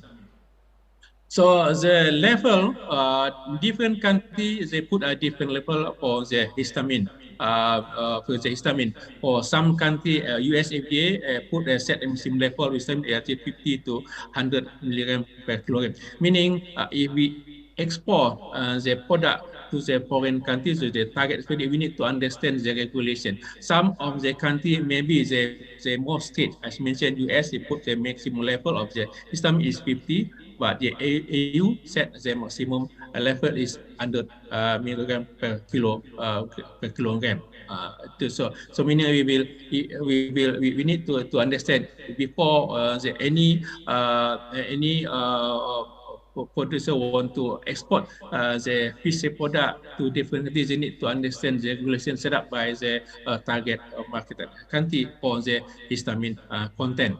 If they send the product with higher concentration of the histamine, meaning the product cannot enter the market in the target country. So the fish, as mentioned, the histamine level is depend to the is influence to the improper storage of the product. There are some report from the journal, the histamine level concentration will increase during the storage. As mentioned in beginning, let's say for morning, normally the histamine content is still lower, but at afternoon, due to the activity or the microbes that are convert the histidine to become histamine, the concentration of the histamine is much higher. So so depend. So if the process time is the afternoon, 2 p.m., 3 p.m., the histamine content is already quite high. But in the morning, the histamine content is still low because the number of the conversion of the histidine to histamine is not there.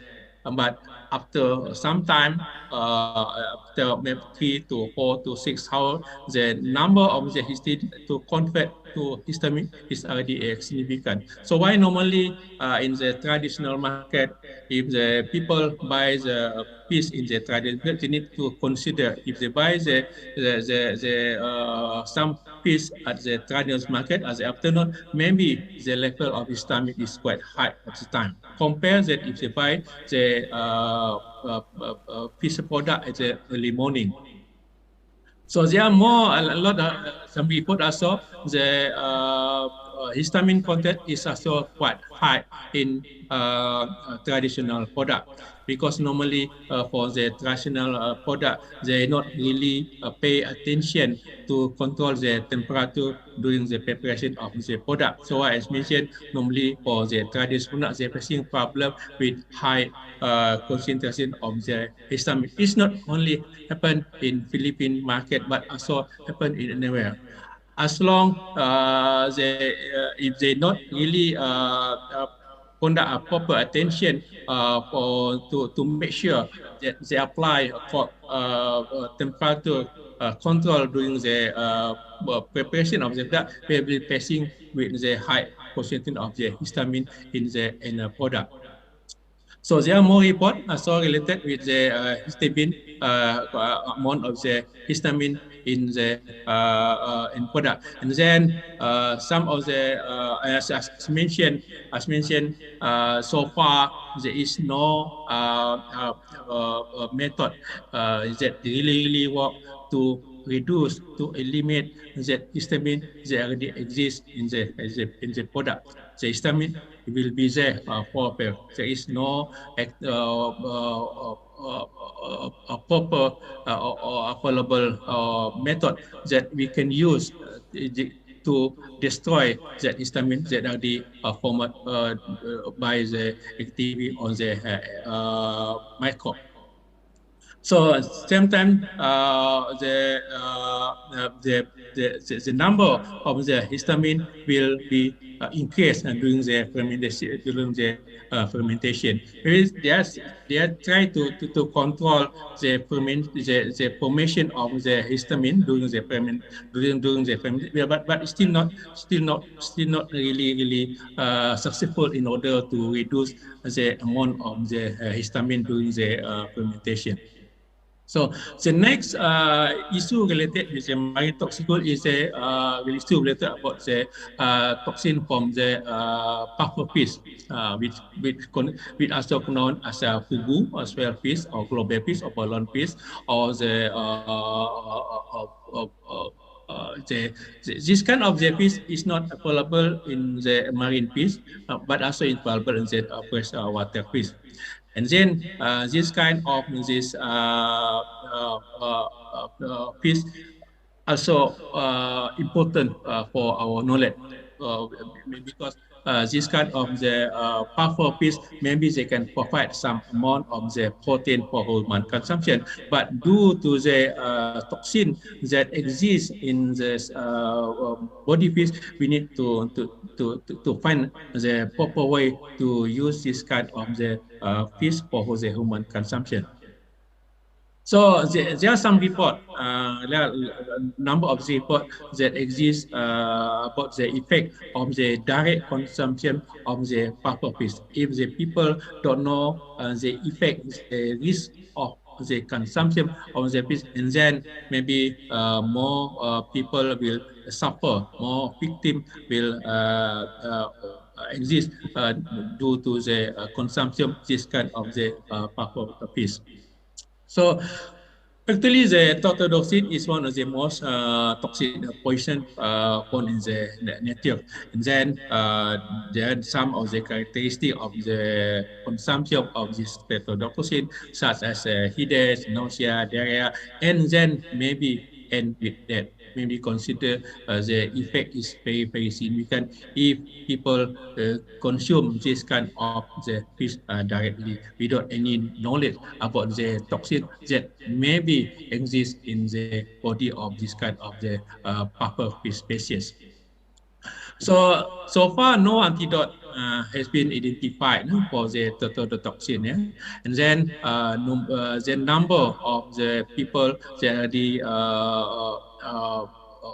become a victim for the consumption of the puffer fish, especially for the country with rich with this kind of this fish. So actually, according to some of the report, actually in Japan, there are more around 20 to 100 deaths from the fugu poisoning is happen in Japan each year. It's considered for the consumption of the puffer fish.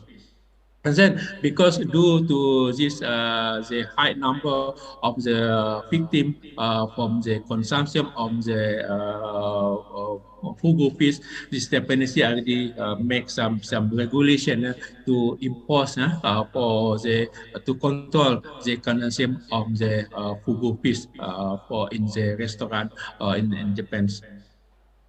So actually, the number of the population is not only available in the marine fish, but also available in the freshwater fish. Number of fish species related with the puffer is more than 120 species, but only 20 Recording stopped. Of the fish that normally eaten in Japan. So in Malaysia, there are one of the fish that also considered as a puffer fish, but they call it yellow puffer fish, normally used for the preparation of the traditional food from the Sarawak people. So as mentioned, the number of the fish, more than 120 fish species is belong to the puffer, but only 22 species that allow for the fish consumption in Japan only. So as mentioned, they can kill the toxin from the available insecticide is very, very strong, and then can kill people. So there are Excuse number me, doctor, of the 3 minutes left. Okay, 3 minutes left. sorry. Then okay, okay. And next, maybe the tetrodotoxin just passed one. Okay, the campylobacter actually is depend to the fish species which belong to the scholar fish. So I think the most important thing is related with the Chiguatera fish questionnaire. Chiguatera fish questionnaire which belong to the toxic from Dino flagellata. This one belong to the blooming of the algae, because once due to the activity of aquaculture will make the nitrogen and the phosphorus rich in the environment, and then this kind of the nitrogen of the phosphorus will related with the blooming of the algae, and some algae, especially dinoflagellate, contain some toxin, and then if the toxin is feed by the fish species, and then the fish species will become toxin for human consumption. So one is a aspect belong to the blooming of the algae is belong to Chiguatera fish poisoning. So a lot number of the fish species related with Chiguatera fish poisoning. And then just the effect, Chiguatera fish poisoning normally is concentrated in the fish liver, intestine, heat, and zero of the fish species. So besides the Chiguatera fish poisoning, the blooming also related with the shellfish poisoning. Normally it belong to different dinoflagellata due to the high nitrogen and the phosphorus in the marine water. I think the poisoning is there four types of the shellfish poisoning belong to the paralytic shellfish poisoning, neurotoxic, diarrheal poisoning, amnestic poisoning, and aspartic poisoning. I think all of this question is related with the blooming of the algae from the agricultural activity. And this one consider is red tide, so we consider the excess nutrient related with the blooming of the algae, where the nitrogen and phosphorus in the water come to upload, and then will make the more CO2 in the atmosphere, and then algae will got uncontrolled. Meaning, if the algae contains some toxin, and then will influence to the fish that are available in around the area. As mentioned, take the example at PSP, paralytic surface functioning, is belong to the toxin. When the if the fish consume the dinoflagellata from the genera Alexandrium, Gymnodium, and Floridium, then the fish that consume this kind of the will become high level of the PSP. So depend to the dinoflagellata that got during the blooming. If the dinoflagellata is belong to the different is belong to the Carenia brevis, will belong it will affect to the neurotoxin surface positioning that normally due to the uncontrolled growth of dinoflagellata, which belong to the Carenia brevis. So there's if the algae that got during the blooming is belong to the species, is considered is we call as the area surface positioning. So depend to the algae got during the blooming process. It belong to the diatom, is again will be related with the amnestic surface positioning. So, so maybe for if the nanoglata is belong to the protopodium species related with the other basic cell positioning. So meaning in this depend to the type of algae that are available during the blooming, and then different algae will contain different toxin will be effect for the human from the fish species. The algae will belong to the Mycostolosus.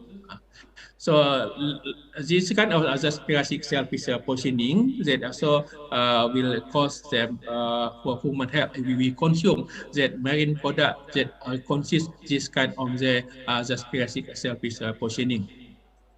There are also one is the issue that we need to highlight for the in terms for the marine food toxicology, because this kind of the toxic is produced from the Fisheries Pisidia and maybe from the some of the fish species. Maybe it's not significant yet in Indonesia and also in country, because normally this kind of Fisheries normally related with the Gulf of Mexico, not in some of the area, including Florida and also in Europe.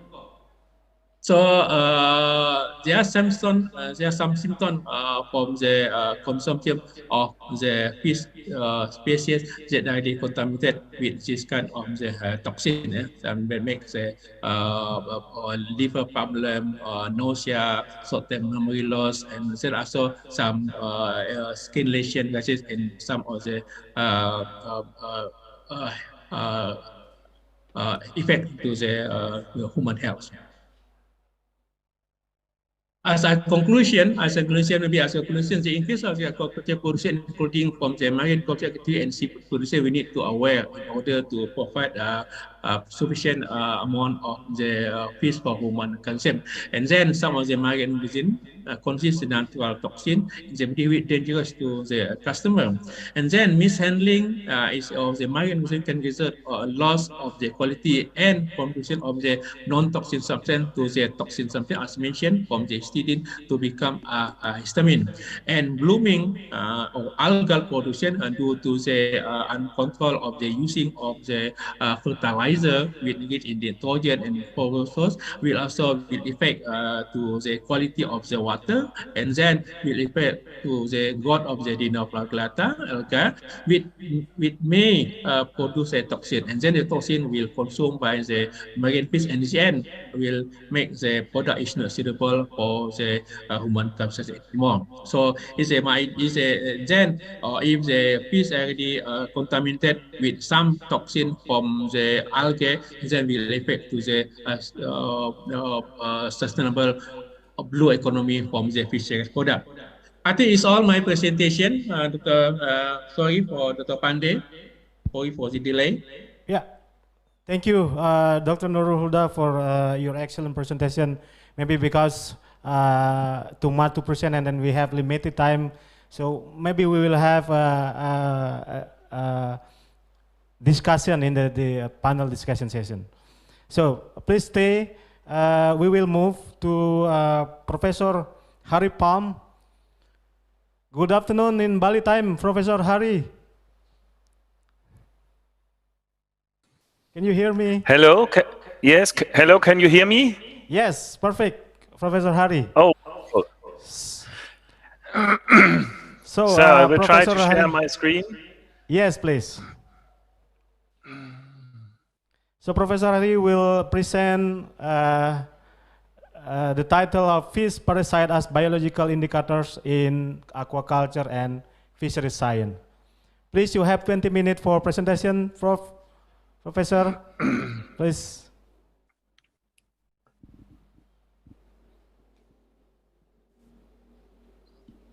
Can you see my presentation? Yes, already come up in the slides.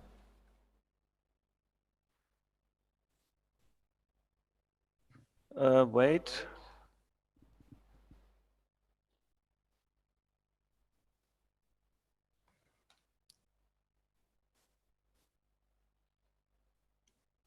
I just have to find.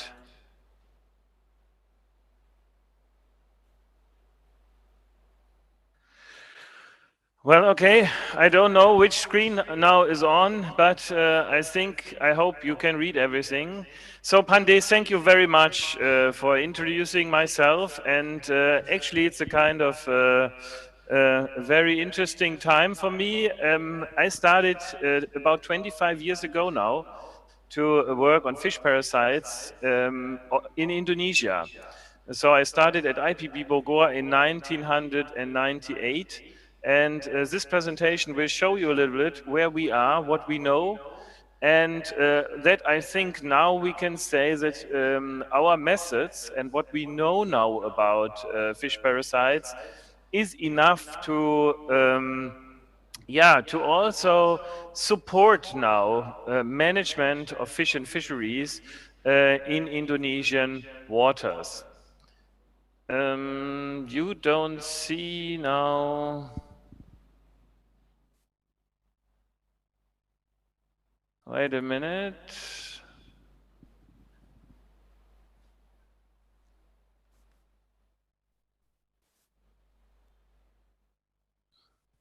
Yes, now it's better. Yeah. Okay, so what I will talk about in the next 20 minutes about is what we know, how we can use fish parasites as biological indicators, so how can they tell us something about your environment, the aquaculture systems, and also how they are useful for stock assessment and for fishery science purposes. So fish parasites, you know, when I'm in Indonesia, you're always asking me why we are so interested in that topic. And the reason is really that fish parasites are omnipresent in any marine ecosystem. And as you can see now on this slide here, actually a fish parasite is traveling all through the marine food web. And especially if they are low host specific, you can find them in fish, invertebrates, in the mammals, and finally also they can become transferred into the consumers. So even us as humans can get fish parasites through our food and get problems with digestion, stomach ache, and things like that. So just to show you how this functions, this is an example from the North Sea, where you can see a time series of a fish parasite, which is normally living in seals. You can see it's a marine mammal. And in the same region, if you are catching a fish that is infected with the larvae of this same fish parasites, you can see with a kind of a lag behind, if the population of the seal is increasing, the number of parasites of in the fish is increasing. And then we had a big disease outbreak in the seal, so the numbers were dropping drastically, and you can see that the number of fish parasites is also dropping significantly in the years to come. So you can see that a fish parasite is telling something about what is happening in the environment. So if I go now back to Indonesia, what is known about Indonesia? I think this shows you a very nice illustration about research in your country. So it started actually in 1840 already with the first fish parasites described in your country. And then we had a Japanese researchers in the 1950s to 1960 who was working in Sulawesi. And then in about 1970, 70 and 1980, a lot of research was carried out on anisakid nematodes. These are nematodes that are transferable to humans, so you can get a disease, a zoonotic disease we call it.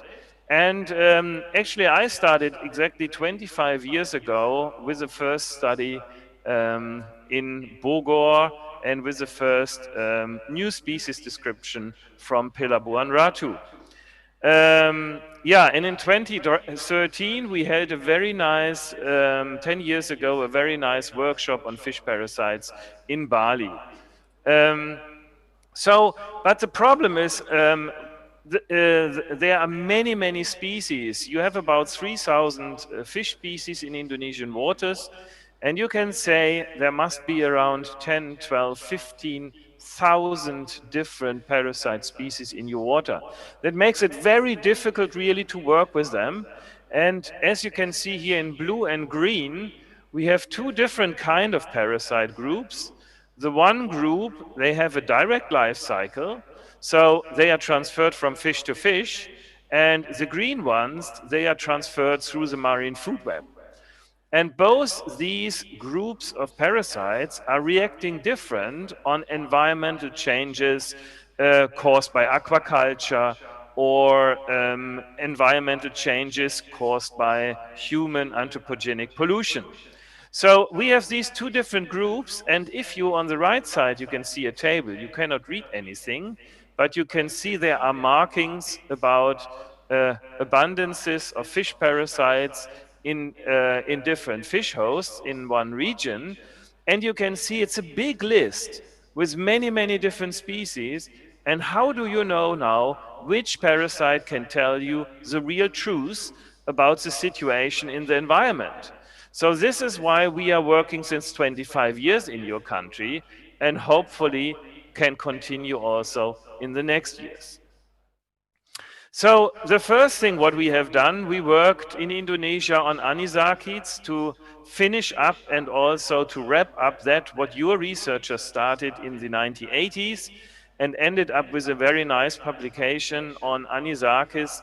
So now we can say the Indonesian archipelago is one of the best known regions in terms of the distribution of anisakis in your teleosts. So we have a very good background about the disease potential of this parasite, fish parasite in your region. So we can also support fisheries and aquaculture science in that context. The second big step what we did was in 2019, there was a PhD thesis published here at University Rostock, where we had analyzed all and really all papers and publications from Indonesian waters on fish parasites in free-living fish, and we now, or at that time, we recognized already 621 different parasite species in 315 so far analyzed Indonesian teleosts. So if you now also add up those elasmobranchs that are not covered here, we know over 700 to 800 different parasite species already from Indonesia. This is quite a big number, but on the other hand, I told you that we are estimating about 15,000 fish parasites in your country. So that means only about 5%, 5 to 7% of that what will be known someday in future is known at the moment. And the third step now, so first Anisakis, the zoonotic one, then the free-living species. And in 21 we published a book in IPB on fish parasites in Indonesian maricultures. So there we know about 100 parasite species in your maricultured fish species. We could identify the problematic ones. We could see those ones that are nicely transferring from the mariculture system outside and from outside inside. So that means we have a very good background about that, what is known in your country. So when can we use a fish parasite as a biological indicator? When we can collect it, when it's easily to collect and recognize, and when it is also a parasite that is not the same abundant all over your archipelago, but it is a bit different in different regions in Indonesia. And so we have two groups of parasites, you can see it here. One group that we are using to evaluate aquaculture systems for the health, for the pollution effects on the environment, and the other group of parasites we can use now for stock separation and the host ecology, host migration, which is very important also for fisheries management purposes. So now I want to give you one example. I will go through this because some of you have seen this already. So this is a mariculture farm that has developed in the Southern Islands in the years from 2002 to 2008. And you can see the number of fish produced in this mariculture farm drastically increased over 6 years. So this is the production in that mariculture farm, and also, of course, the feed intake into the system was increasing drastically. And we have developed a system how we can describe the abundance of fish parasites and what does it mean for the environmental quality. So this graph reads like this. So you can see we have on the left side parasite parameters, and these parameters we have to good and bad. So from 0 is good and 100% infestation would be a bad situation. And then if we have different parasite parameters, we are arranging them in a kind of a star graph or a graphic illustration. And if the dots are towards the outside, it's a good environmental condition. And if the dots are towards the inside, it would mean it's a bad environmental condition. And while doing so, nowadays we know very good indicators also for Indonesia that we can use.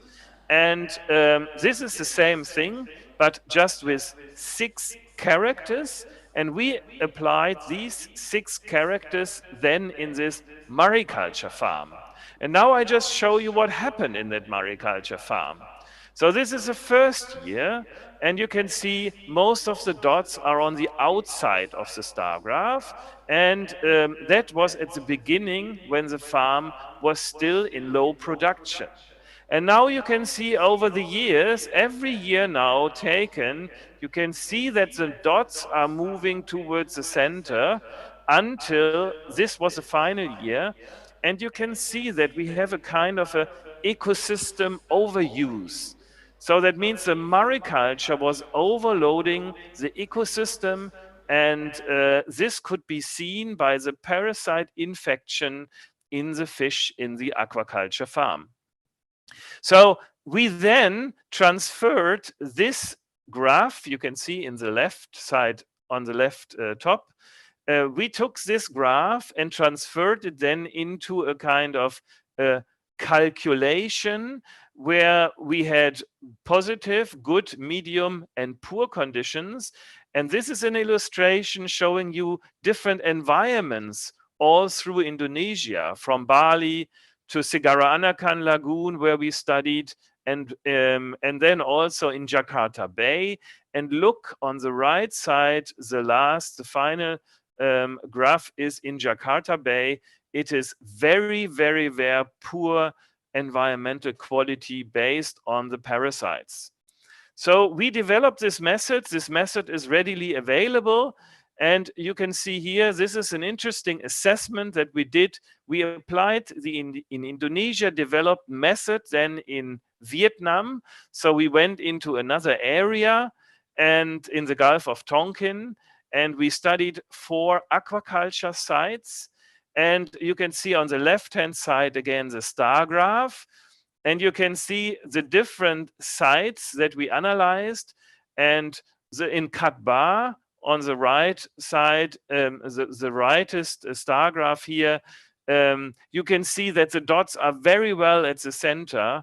So in Katba, it's a net cage area where we had a lot of mariculture activities. You could see that this region was heavily overloaded with mariculture farms, and therefore normally the governors and the governmental agencies actually should reduce the mariculture farms in this area to rehabilitate the environmental conditions in this area.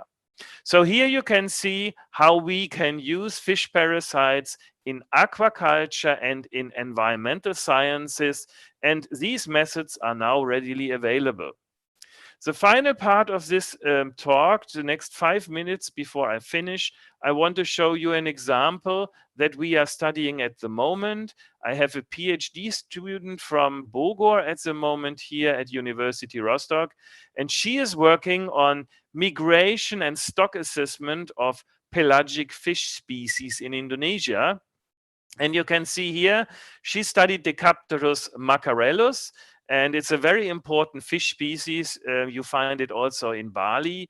And the problem is that no parasite data really so far existed.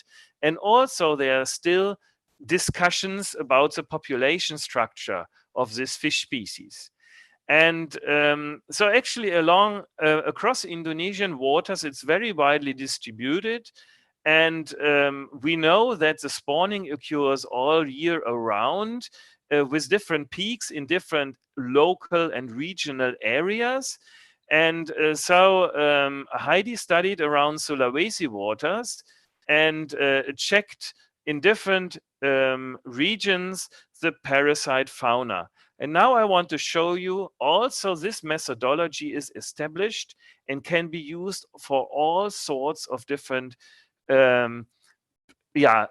stocks, fish species that you have in Indonesia.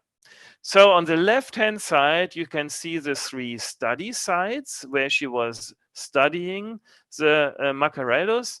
And the blue and the red sign shows you this is one fish stock according to fisheries data. And on the green one, actually, it's a different, it is said that this stock really belongs to a different stock. And so on the right top side, you can see the right results from the parasites. And you can see the blue and red dots are completely mixing. And the green ones are not really mixing with the blue and red ones. So the parasitology tells you very clearly that you must have a different fisheries management of stock green in comparison to stock blue and red. So you can have one fisheries management for the blue and red areas, but you have to have a distinct different stock assessment for the green ones. The final example, and then I want to finish, is about Scomberomorus commerson. This is a very nice fish, very delicate, and actually I have been eating it in Indonesia also with pleasure. And the problem here is that it's a very important fishery source in your area, but there are no really data about the population structures. It's a migratory species, but you still don't really know what's going on and from where the fish is coming. And so we try now to work on the fish parasites. And on these slides, you can see our results. On the left side, you can see the data from Seribu Islands and Pelabuhan Ratu. So this is in Java. And on the right side, you can see the data from Sulawesi. And you can see really that the Sulawesi stocks are not really connected to Seribu Islands and Pelabuhan Ratu. And even these two ones, though they are not very far away actually, they are very distinct. So the Scomberomorus from Pelabuhan Ratu is very distinct from the Seribu Islands based on the fish parasites. So this is my final slide showing you what we now know on basis of the fish parasites on the stocks. And if you look now to Indonesia, we have identified at least 4 different stocks that require different management and fisheries management considerations. The blue ones around Sulawesi, then the South Java stock and the North Java stock in the Java Sea. So finally, we can summarize, we know only about 5% of the parasite fauna that we expect for Indonesian waters. So there is a lot of things to be done in future. But on the other hand, we have done a lot. And we have developed the methods how to use fish parasites in your biodiverse area for stock assessment purposes and environmental quality and mariculture and aquaculture quality studies. And we had this very nice first educational workshop on fish parasites in Bali in 2013. And so I have written this now in red, a second educational workshop on fish parasites in future. It would be really time for us to follow up this wonderful study that we have done in Bali in Indonesia. And I will just book my flights to visit you guys again in September. So I hope to see some of you and of my friends in Indonesia later on this year. Thank you very much for your invitation, and I'm ready for some questions.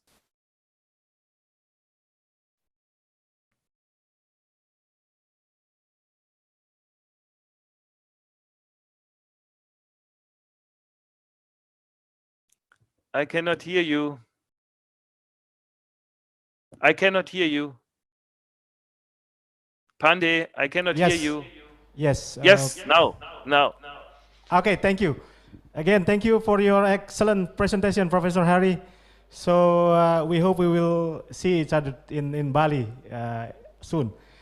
Yes. Yeah, because this is a hybrid seminar, so we have participants joined by online and also offline here in Udayana University. In this session, panel discussion session, from the participant in this room, please raise your hand if you have any question to both of speakers, from Hari Palm and also Dr. Nurul Huda. And also for the participant who jointly by online, please write your question in the chat room so we can read and then we can discuss with both of speakers. Any question from here, from this room, please?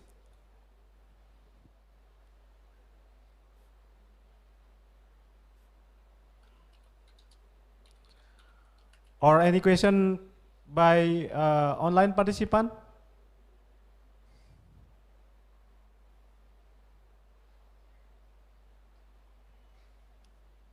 Was it too fast? Too much information in a very short time. No, I think it's very clear and very interesting, Professor Hari. Yeah, maybe first question from me to Dr. Nurul Huda. Dr. Nurul Huda, can you hear me? Yeah, yes, yes. Because yeah. it's muted. Okay, can Yeah, hear you. Dr. Pandey. Very interesting about the histamine issues in fisheries product, Doctor. So one of your publication is reducing of histamine by bacillus. Is it it is very interesting for me. So can you give me a short explanation what the mechanism do by bacillus to reduce the histamine? Please, doctor. Okay, thank you, Dr. Pandey. Actually, it's not my work, Dr. Pandey. The using of the bacillus is belong to the work from scientists from Taiwan. But the idea of by using this kind of bacillus is to compete with the bacteria producing histamine. So during the fermentation, they put this kind of the bacillus to compete with the bacteria that normally produce the histamine decarboxylase. And once the bacteria bacillus is compete with the bacteria, histamine decarboxylase producing bacteria, they hope this kind of the number of bacteria related with the production of the histamine decarboxylase is decreased. And once this bacteria is decreased, meaning the number of the histamine produced during the fermentation is also decreased. So it means that the idea why they use this kind of the bacillus in order to compete with the bacteria that normally produce the histamine decarboxylase, Dr. Pandey. Yeah. So is it only the single species of bacillus, right? Yeah. Or maybe we can do by consortium of bacillus? Yeah, we can use a different type of the bacteria in order to compete with the bacteria that normally produce a histamine decarboxylase. But the main idea here, the main thing that we need to understand, one, the histamine is there, we cannot destroy. So far, no any procedure, no any method to destroy the available existing histamine. But we can reduce the conversion of histidine to histamine by mix with different bacteria in order to compete with the bacteria that normally produce histamine decarboxylase. Yeah. Okay, thank you, Dr. Nurhuda, for your answer. So we have one question in the chat room. This is for Professor Hari. The question is, it's a very interesting presentation, Professor Hari. May you explain how to identify the parasite using morphological observation or using molecular tools? Please, Professor Hari. Yes, actually when we started in Indonesia, of course, we did most of it now with morphological tools. So, but nowadays, normally we are confirming our identifications also with molecular tools. So we have very good primers helping us to identify digeneans, cestodes, nematodes, and for example, in Anisakis, the identification of the worms cannot be done with morphology, it must be done with molecular data. So, but I know that in Indonesia, normally the technologies are also available, and also you could now start to work on this. And I know in the fish quarantine, there is also molecular tools for fish disease diagnosis. And actually this could be also used for parasite identification. The problem that we have is when we use molecular tools just as such, very often we will find a sequence that has never been reported before, because Indonesia is so biodiverse. So very often and very likely you can also find new species. And so you must accompany the molecular tools with morphology. So you cannot just use molecular data. And this is a problem because you are in this wonderful, biodiverse, rich environment. Okay, thank you, Professor Harry. Very interesting to... Yes, please, Prof. Eko, please.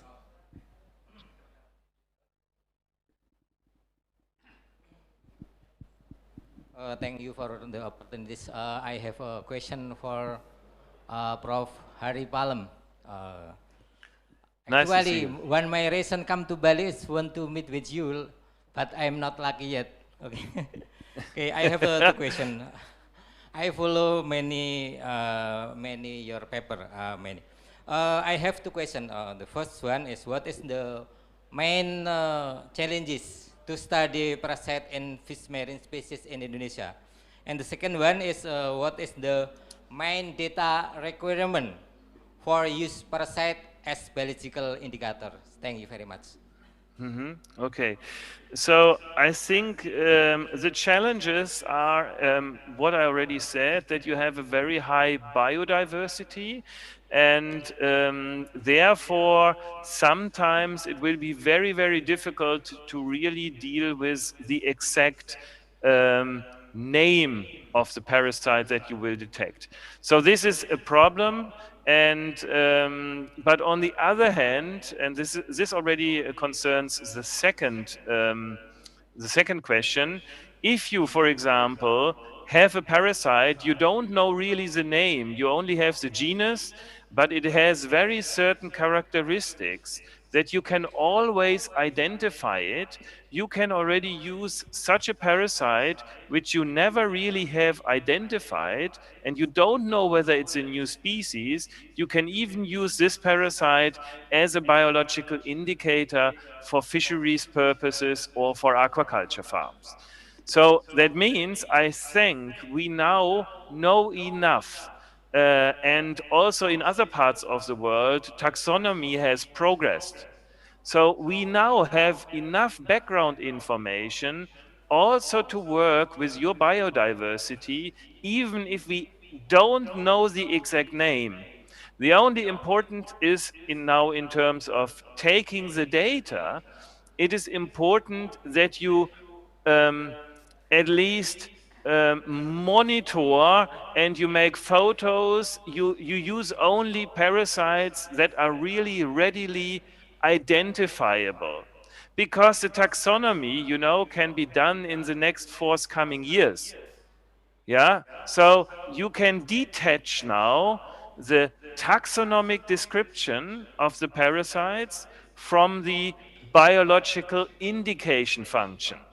And I think we are now, after 25 years, we are now at this point that you in Indonesia could start to use fish parasites routinely in fishery science and in aquaculture science. So in terms of data collection, what you have to do is you have to, of course, study the fish, isolate the worms, and then at least have a basic knowledge of the parasites in a certain fish species. But in many fish species now we already have the background information. And then you just collect how many how many worms per fish, and you get prevalence data, you get intensity data, and these data you can already use for biological indication. So, yeah, thank you, Professor Harry. Any comment from Pak Eko? It's okay? Okay. Yeah, one question from chat room from Ibu Mulyani from Research Agency of Indonesia, BRIN. So the question to Dr. Nurul Huda: can we remove or reducing histamine from by heating Please, Dr. Nurul Huda. Okay, thank you, Dr. Pandey. So as mentioned, once the histamine is there, we cannot do anything. No technology, no method yet available to reduce that, to eliminate or to reduce or to destroy that existing histamine.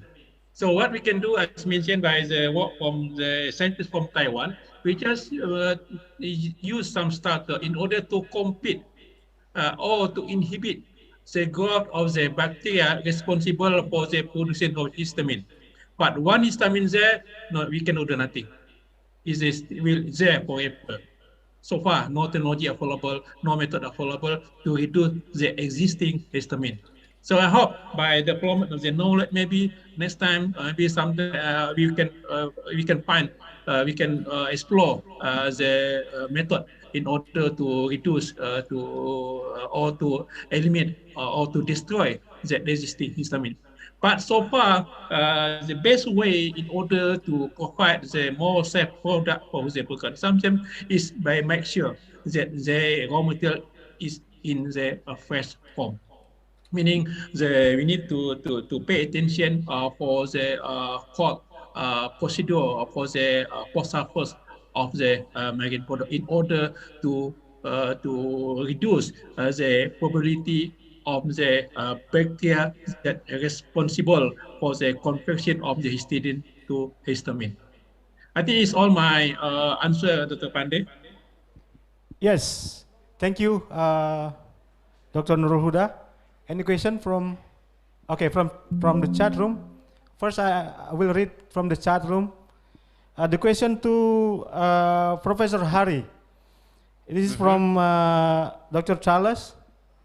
So, from Hari, can we use the parasite for stock assessment and migration pattern of the demersal fishes? Do you have any information regarding this topic, please? Yes, it's a clear yes. You can also use it for demersal fish. And I think actually this should be even more easy because the migration shouldn't be so extensive, like for example in Scomberomoros. And so normally with a thorough investigation of demersal fish, you should be also able to make a stock discrimination by using fish parasites with these species. I think that's possible, yes. Yeah, thank you. The next question also for you, Professor Hari, from Dr. Ibnu Sahidir from BRIN, I think. Dear Dr. Pam, throughout your research experience in Indonesia, how significant is the correlation between adverse weather and parasite attack in aquaculture? Please, Professor Hari. Oh, yes, that's a very, very interesting question, actually. I cannot say that I have real experiences, but I can say that, for example, if you have on land, if you have coastal aquaculture, and this coastal aquaculture is influenced, for example, by rivers, river outflows from land, and you have severe weather conditions with a lot of fresh water which goes into the ocean, which also reaches the mariculture farms.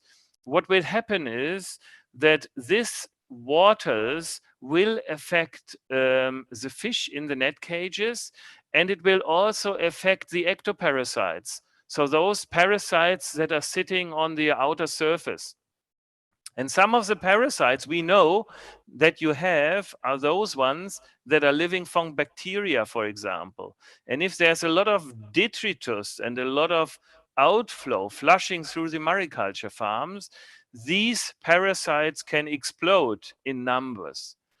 So that means you can have accompanied with severe weather conditions on land, you can have parasite outbreaks in connected mariculture areas in the vicinity of the land. Yeah, so this is by theory, and I think this will be also happen in praxis.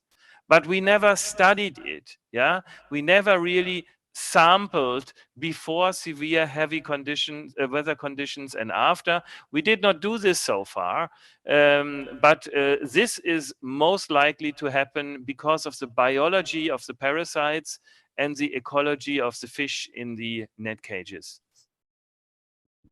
Yeah, thank you, Professor Hari. So, the question from this room, please. Please, from Pak Darya, please. Yeah. Stand up. Yeah. Okay. Good afternoon. I will ask Professor Huda, about the histamine. The first, according to your research, can histamine have a direct impact on human? Direct impact. And then, have you ever found the exposure to histamine which is harmful to human health? Thank you.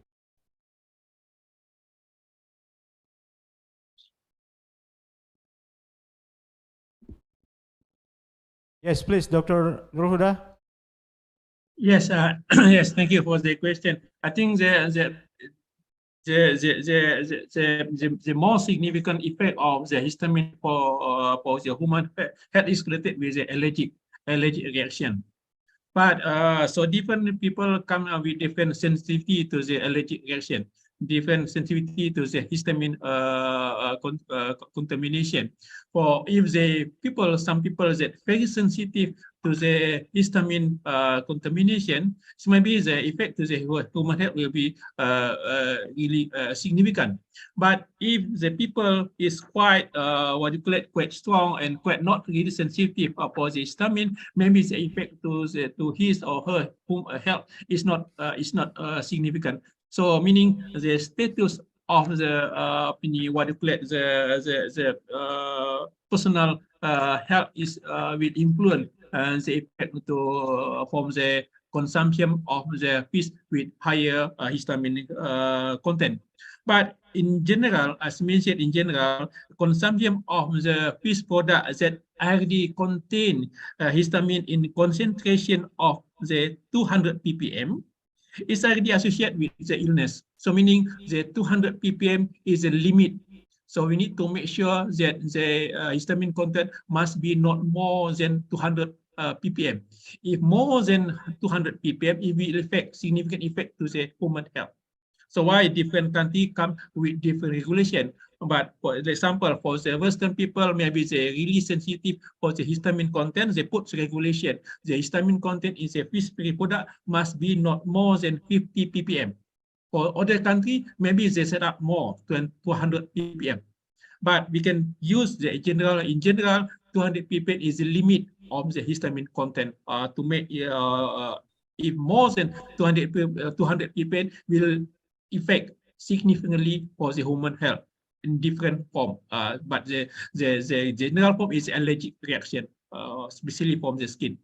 I think it's all, Dr. Pandey, my answer for the effect of the histamine consumption for the human health.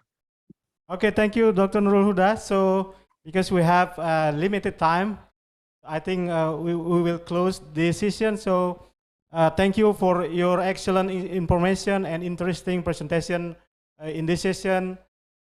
Please give big applause for our speakers in this session. Thank you. Hope all of the information will enhance our knowledge related to fish and fisheries science. Thank you very much. Thank you very much. For all speakers. Back to Master of Ceremony, please. That was a great presentation and also panel discussion. Once again, ladies and gentlemen, please give big round of applause for our panelists and also our moderator. Thank you once again to our speakers and also thank you to moderator. Please remain on the stage because the organizing committee would like to present token of appreciation to our speakers and also moderator. Firstly, we would like to present the certificate for Dr. Nurul Huda from University Malaysia, Sabah.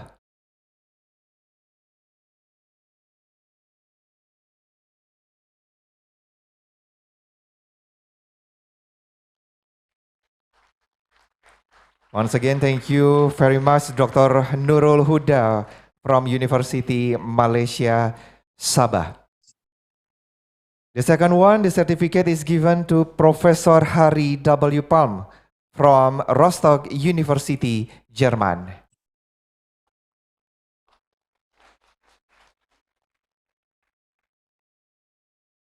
Once again, thank you very much, Professor Harry W. Palm from Rostock University, Jerman.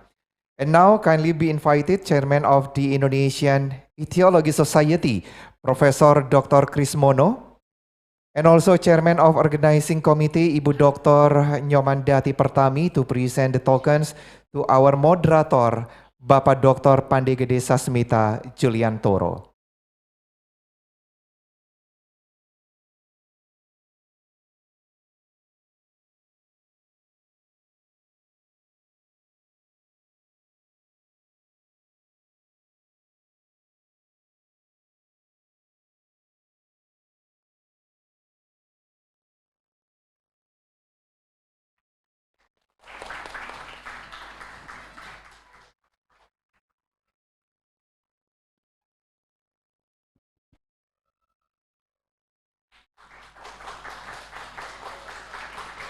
And now please kindly take your position for taking the pictures. And also I'm kindly to invite Dr. Nurul Huda and also Professor Hari Palm to turn on the camera stream to join us for taking the pictures.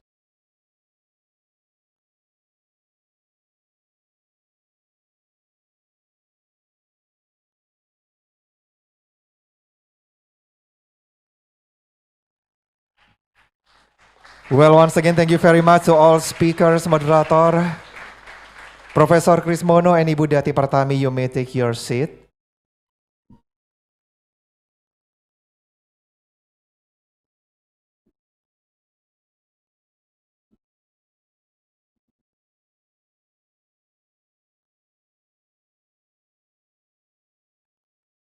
Well, distinguished guest participant, ladies and gentlemen, that's all the first day agenda of the second international seminar on fish and fisheries sciences ISFFS 2023. On behalf of the organizing committee, I would like to thank all the participants who attended this seminar. And I should remind everyone that we will be seeing you again tomorrow on the second day of the second international seminar on fish and fisheries sciences 2023. And the registration will be start on 8 AM Bali time. Thank you once again for joining us today. Have a great day ahead and goodbye for now.